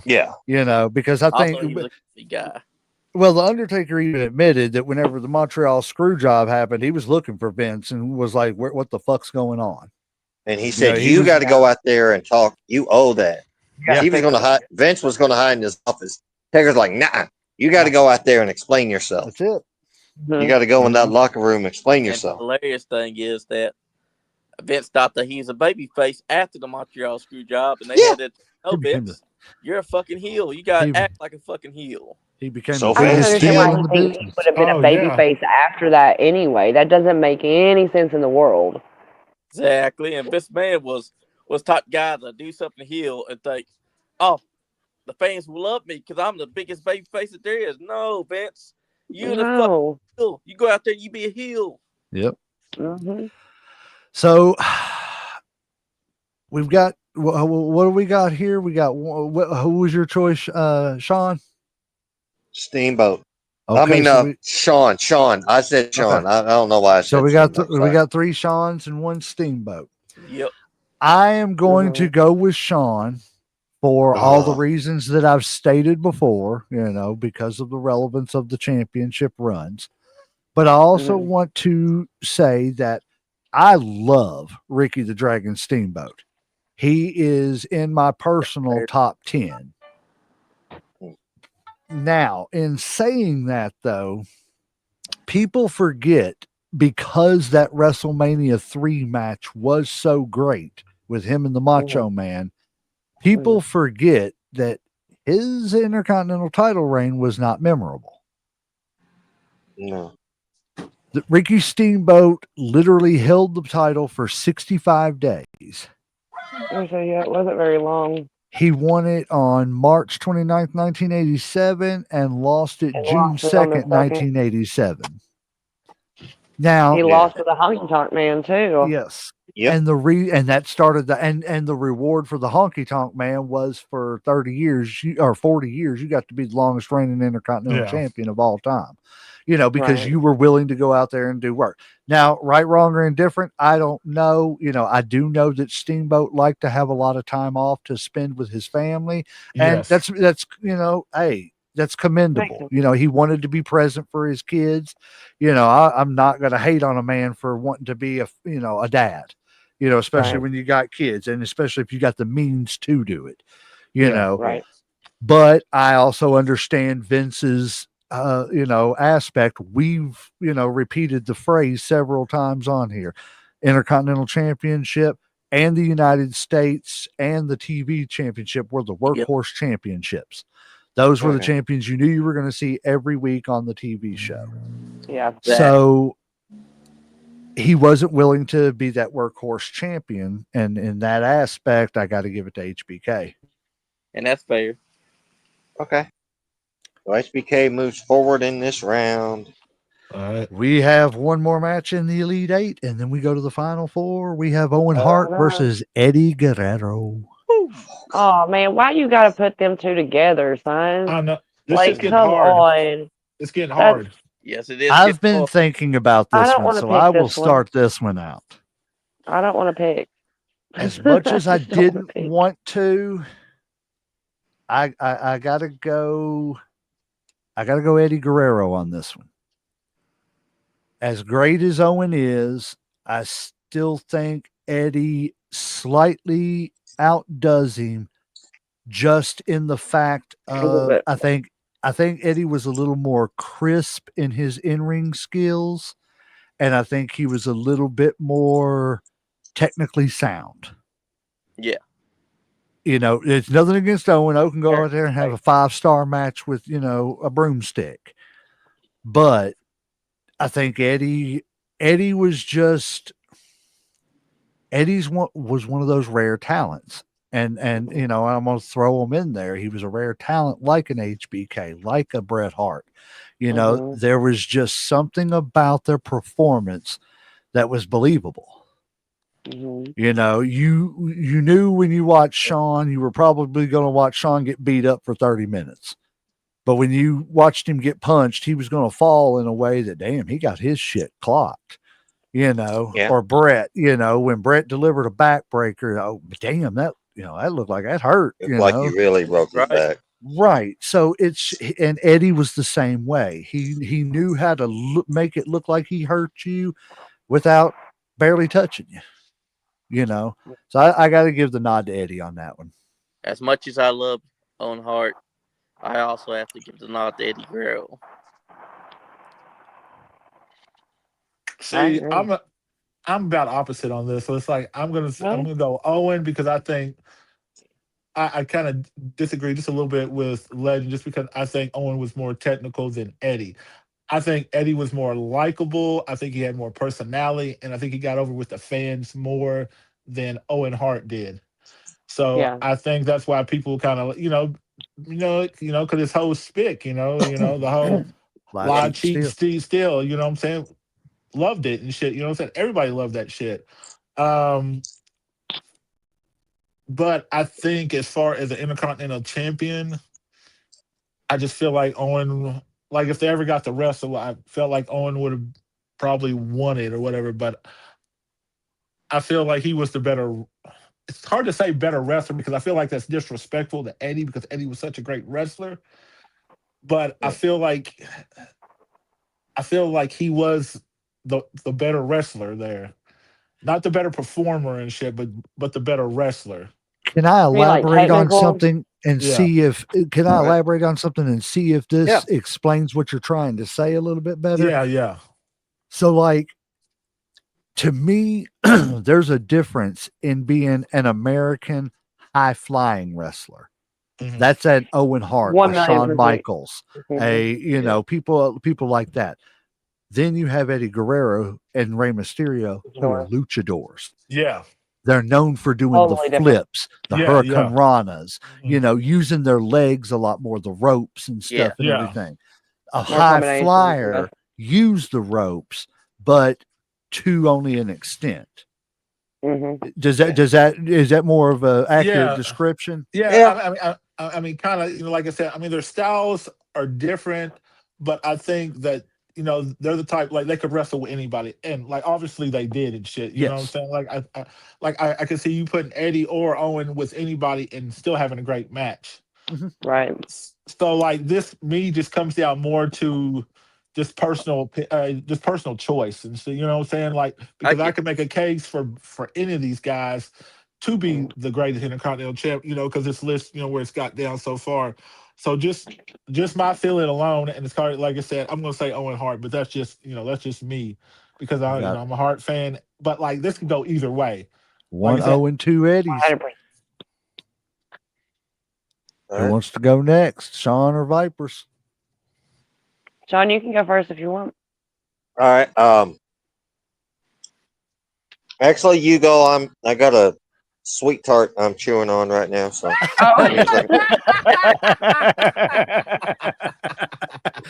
Oh, priority. Hey, okay. that's Well, I I can ain't get. saying nothing, man. I ate about a half of a big ass cookie earlier, so That's so funny. That's amazing. oh, What go we do ahead. here. that's right. oh I'm yeah. gonna have to go with Eddie. As much as I adore Owen, like I really do, and he's such a great technical wrestler and one of the best to be in the ring with. Sure is. I am gonna have to go with Eddie because of the charismatic way that he was and the way that he just got over on Yeah. everybody, and it didn't matter if he was a bad guy or a good guy, you still loved him no matter what. That's And three just he Eddies, just right? Yep. Three Okay, Eddies. sorry. Yeah. Go ahead. Go three ahead. Eddies, Keep yeah. going with your opinion. Yeah. No, and I'm gonna have to go with Eddie. Like I said, as much as I'm not taking anything away from Owen at all.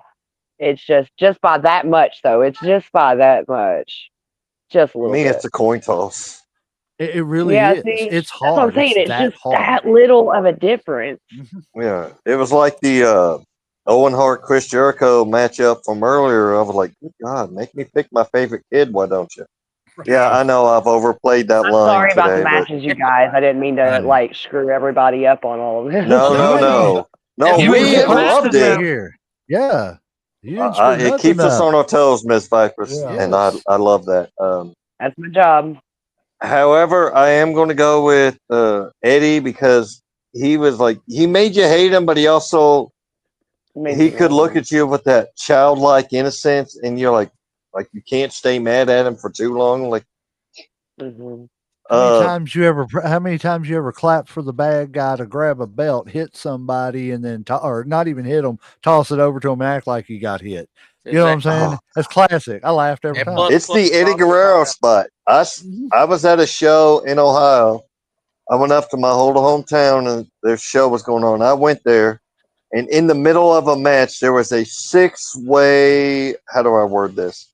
A six-way Eddie Guerrero lie, cheat, and steal spot, like a six-man tag, That's and great. everybody went like you, like it was That's great. I think even hilarious. the referee got into it, oh That wow. is and then great. one referee did it, and one guy starts counting. The referee that was originally in the match goes, "What the hell are you doing?"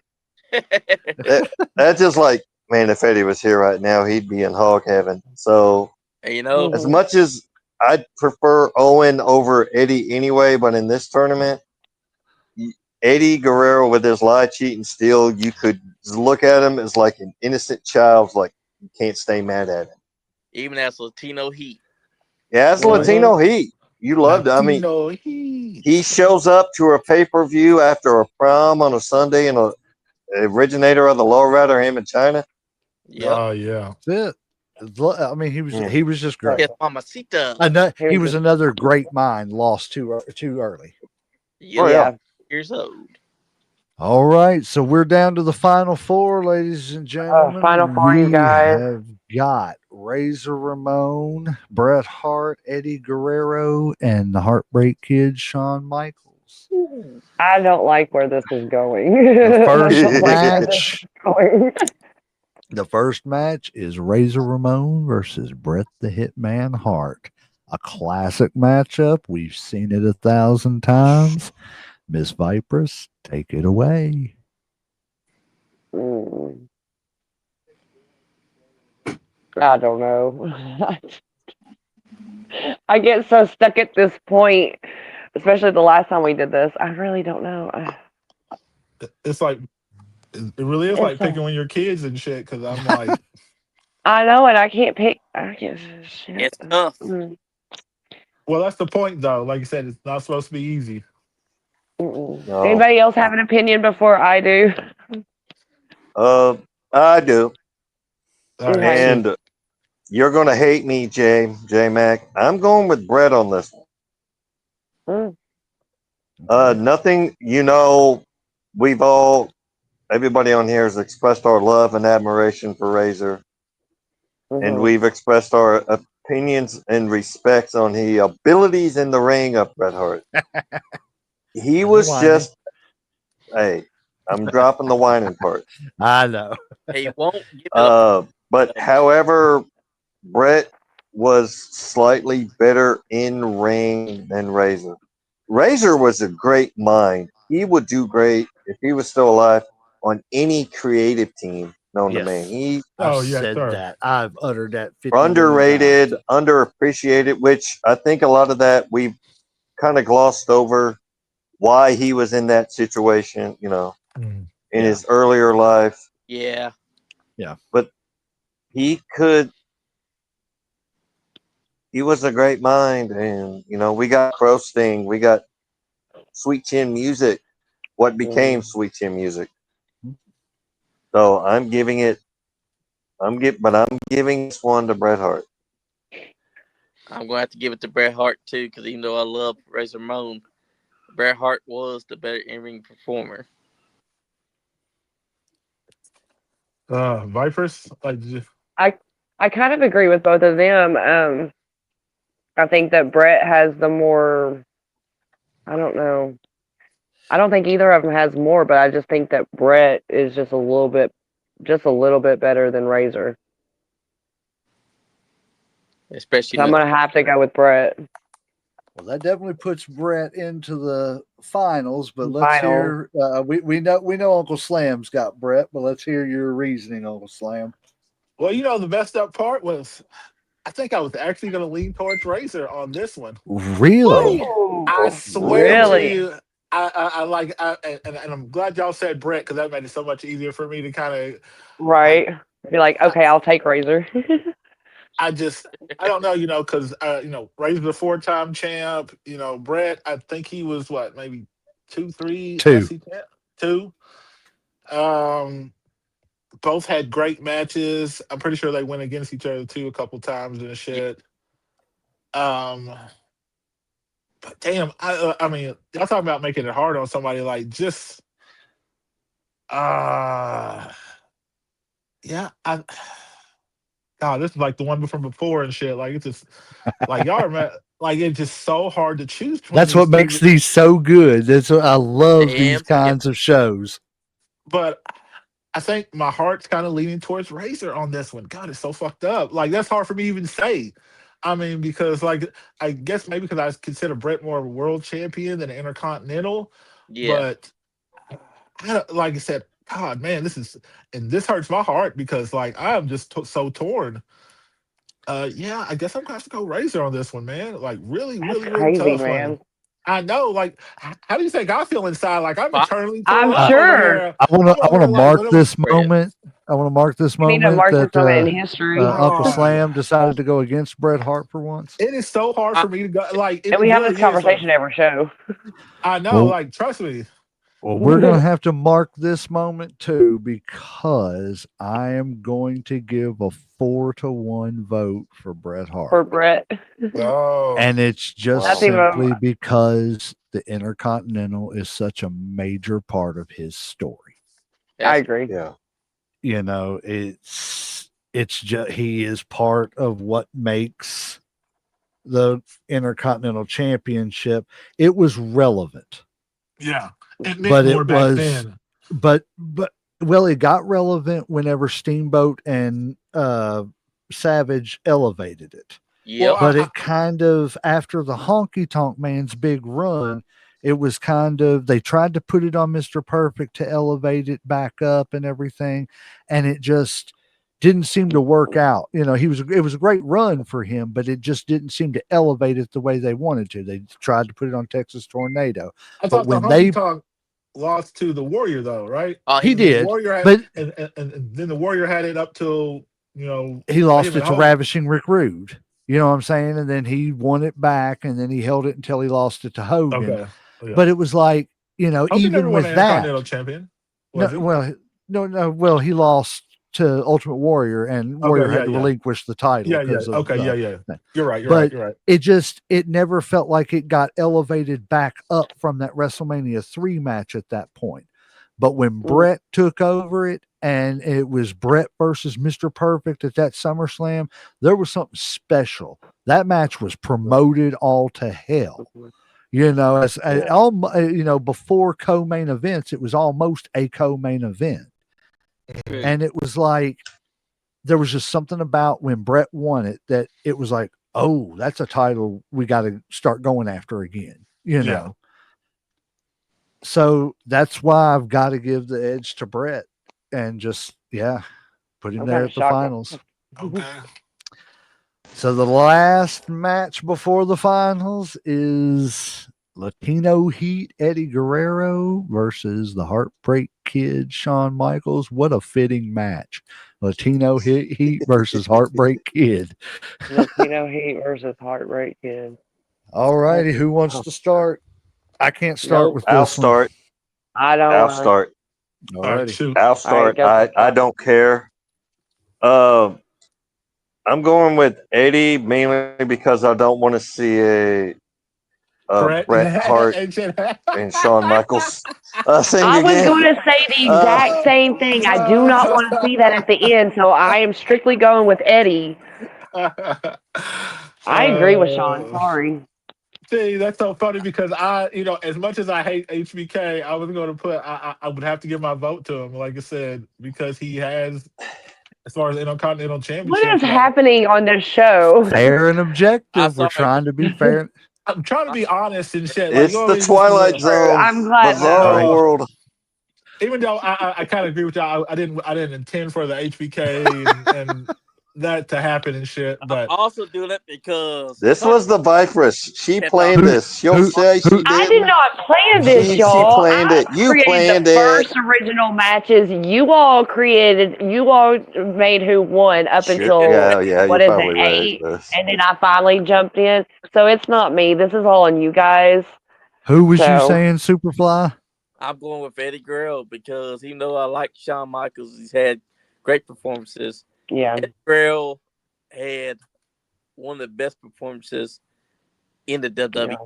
He's wrestled against guys like Rey Mysterio. He's wrestled against Chavo Guerrero. He's wrestled against a who's of talent.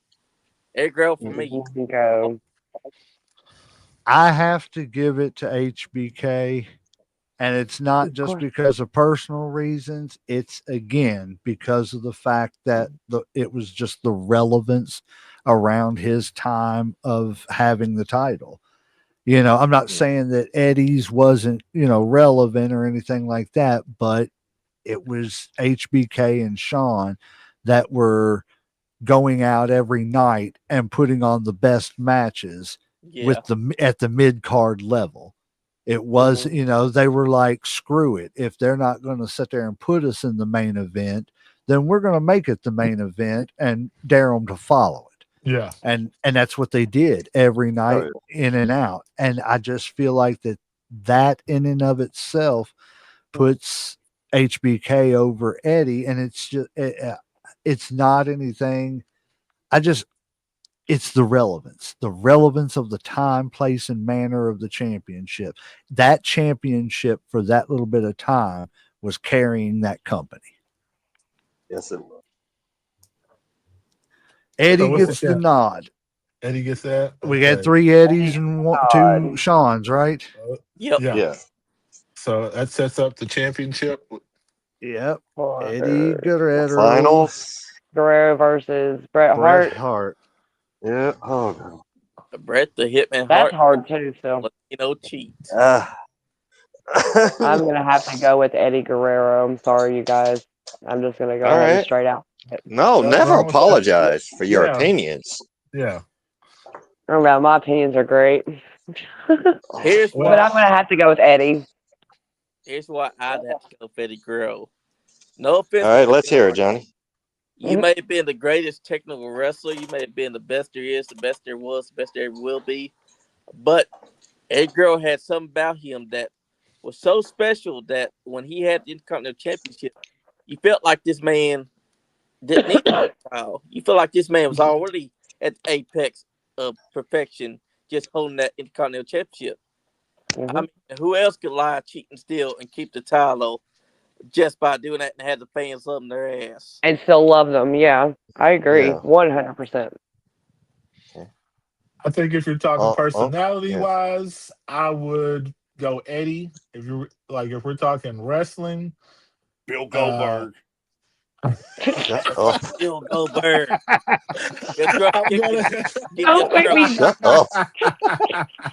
How do you really feel? Uh, Oh God, Bill fuck. Goldberg. I'm gonna go uh, That's funny. Brett. I think he just had better matches as as the champ or whatever when it comes to IC title. I think Eddie, put on good matches, but like we're talking as far as an Intercontinental Champion, I think that he is to me like a Shawn Michaels, like a Razor Ramon. Like I said, that's just my standards or standard bearers. Like when it comes to IC champion, and they haven't changed, so I'm gonna stick with Brett on this one. alrighty. Y'all gonna think I'm crapping on him after just giving him some respect earlier, but I'm going with Brett, and I tell you why. Okay. Not because I do, not for the reasons I've given before. It's because Eddie had. I'm saying has like he's still with us, but had a self confidence issue. I've got that myself. Don't think I don't. I do. Mhm. Brett Eddie when WWE put the world title with the WWE title on the world title, I don't care.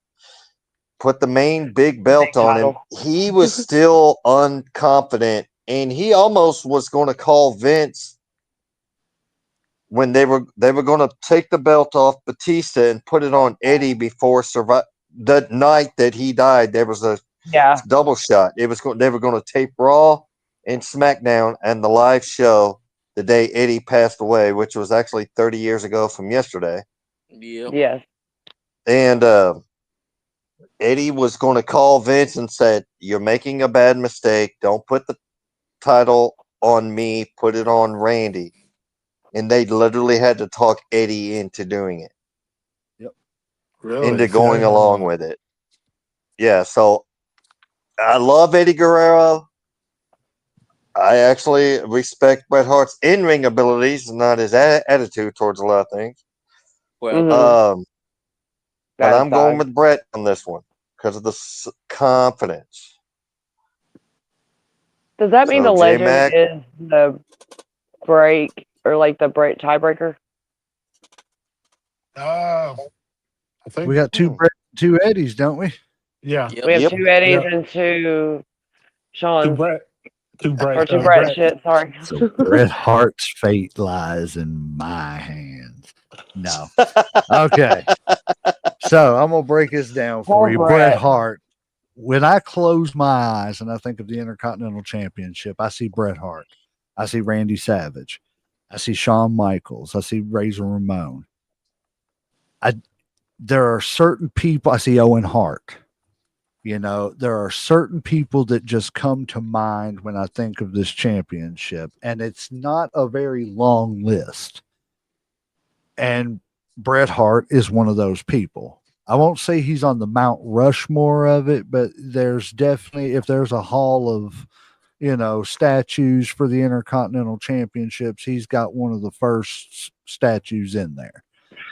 You Yeah. know, uh, when it comes to Eddie Guerrero, no, I don't think of Eddie Guerrero completely as an intercontinental champion. He had great runs. I'm not, denouncing that.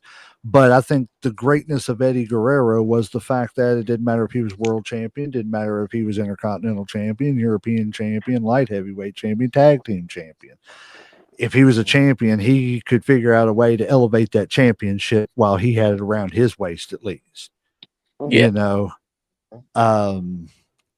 but if I had to break it down, and that's and like you were saying, with his confidence, that was still a genius thing of him. You know, for him to have the confidence issues, but still know how to go out there and elevate a championship again, at least while it was around his waist, make it relevant. Mm-hmm. But if I had to pick the greatest intercontinental champion of all time, if the vote was in my hands, I would have. I just would. I'd have no other choice than to pick Bill Goldberg. Yeah. Goldberg. Oh my I know, that's so god. stupid. I got to give it to Brett. As much as that pains me, you know, I personally think it should have been Brett and Sean, not because it's just my favorite rivalry, not because of it. I just think that those are two of the out of what we had here. Those are the two that, you know, they really What made you that had? title what it could be and should be in the early 90s. Now, like, would your vote change? Like, if it had been HBK instead of Eddie Guerrero? I would have had to look at it different. I mean, honestly and truthfully, because you know, like I said, you know, when I close my eyes and I think of Intercontinental champions, I see Bret Hart. I don't see Eddie Guerrero, not because he wasn't a great Intercontinental champion, but it just wasn't. Again, Bret and Sean carried the company with that title. I can't think of anybody else that's ever done that with the Intercontinental title. Well, I have a follow-up question since it more or less end on Brett beating Eddie. Do Yeah. you all think that had Eddie not passed away, that your all's and he kept wrestling, that your all's answers might have changed? No. And I'll tell you Really? why. Because my opinion is by that time, Eddie would have been permanently in the world title picture. Yes. Yeah. See, that's the Okay, only reason why I think that. I see what you mean. I don't I think think- he would have been winning many tag team titles or intercontinental titles or anything like that. He would have been in the world up title. there. Yeah. He Okay, probably I was just curious. I wasn't sure. What was you saying, sorry. Superfly? he would probably been against trying to go for the world titles though, so he might have stayed inside the Intercontinental title scene and tag team scene. He could have. I mean, and that's the sad thing about him passing away is we never get to know those things. Yeah. We don't get No. to know the potential of Just what what if. Owen Hart could have been. Could have been, yeah. All these greats that have passed away. It's sad. Mhm. But True. Did I you mean, realize Bret the Hitman Hart is the greatest Intercontinental champion of all time? according to Headlocks, Heels, and Havoc and the Nice Guy Andy podcast. That's right. That's right. Yep. This Well, was fun. does anybody? Yes, it was, man. We'll have to do this again. We're talking It about was trying to fun. get one together for like some NWA titles, like TV title and stuff like that. Ooh. We did a tag team title with Brock Spolder a couple months Mhm. ago, and I still have it on my whiteboard, dude. we ended. Yeah. I know we On ended a up with the podcast. Dudley Boys as the greatest there. Yeah, it was the Dudleys between the Midnight Express. Yep. But guys, I've had fun. It's been a long one. It's been a fun one. Does anybody Glad I have could show anything up. else? Right? Yes, I'm glad the Vipers No, got that's the. it. I got one more thing to say before we go. Okay. All right. All right. Y'all had asked me a question earlier that I didn't have the answer to, and I finally got a chance to do a little Oh, thinking. the greatest that never won it. And this is going to be a weird answer because this person didn't need the championship, but they've also never won it. And I don't think, and it's kind of like what the legend said before, it's like they didn't need it to be relevant. They were still going to be relevant without it. Is The Undertaker. Never won the Intercontinental Yep. champion in his life. He Always the world world tag team champion. Yep. Never Yep. a Intercontinental Never champion. anything else. Never European, never Dude, that US. never even crossed my mind. Yeah. So, Wow. so before we go, let me pose that question to you, Vipers. We all answered. I believe I said Rick Martel, and he said The Undertaker. Who did you say, Sean John? I said Sean Waltman, X Pac. Yeah, X Pac. And who was yours, Superfly? Cross. Oh, Karrion Cross. Yeah, So who would be your? Who do you probably. think is the best superstar that should have won the Intercontinental Championship but never did? No, I agree with Karrion Cross 100%. I cannot like the name came out and I was like, "Yep, that's it. That one right there. You hit the nail That one on the right head. there." Well, it Y'all looks know like how I feel about Karrion Cross already anyway, so like we might as well just bring that in there. well, it Yeah, looks Karrion like Cross all the way. it looks like Headlocks, Heels, and Havoc and the Nice Guy Andy podcast have decided two things today. We have decided the greatest Intercontinental Champion of all time and the greatest to never be Intercontinental Champion of all There we time. go. The two That- votes go to Karrion Cross. There you go. Mhm. That's right. There we go. Guys, I have had a blast. I hope everybody else has had fun, man. We are going to have to Can't do wait to I'm do this it having a again. blast, again. guys. Definitely, Yes. definitely. We will definitely get together, do this. I mean, we don't have to do it for just this. We can just get in and shoot the shit and talk whatever Shit. we Heck want yeah. to. That's right. Flop, Come spit, join us shoot on shit. TikTok Live on Fridays at like 8:30. Yeah, 8:30 ish, Yep. We had a $9. Just ball last night. yeah, we were in there till midnight, man. I'm telling you, it was crazy. Good Was. gracious. We'll be having True Story, who's a rapper here in Lexington, Kentucky, and a comedian. He's be inside studio, so hide your lighters. Make sure nobody's around because he might steal your lighters back. That'll be at Yes, sir. that'll be at 7 p.m. or 8 p.m. I'll be getting with him to check out what time he wants to be on. Sounds good. We will definitely All check it right, out. brother. What platforms? It'll be on YouTube, Uh, Facebook, Okay. Twitch, and it will be getting added to Spotify down the line. all right. Sounds good. What about Kick? Yes, it's on Kick as well. If Andy can remember his password and get it back on there. Ah. All right. Well, guys, I believe if that's it and everybody ain't got nothing else, that I referees got hit nothing that else. referees hit that 3 count, so we will ring that One, damn bell. 2, 3. Ding, ding, ding.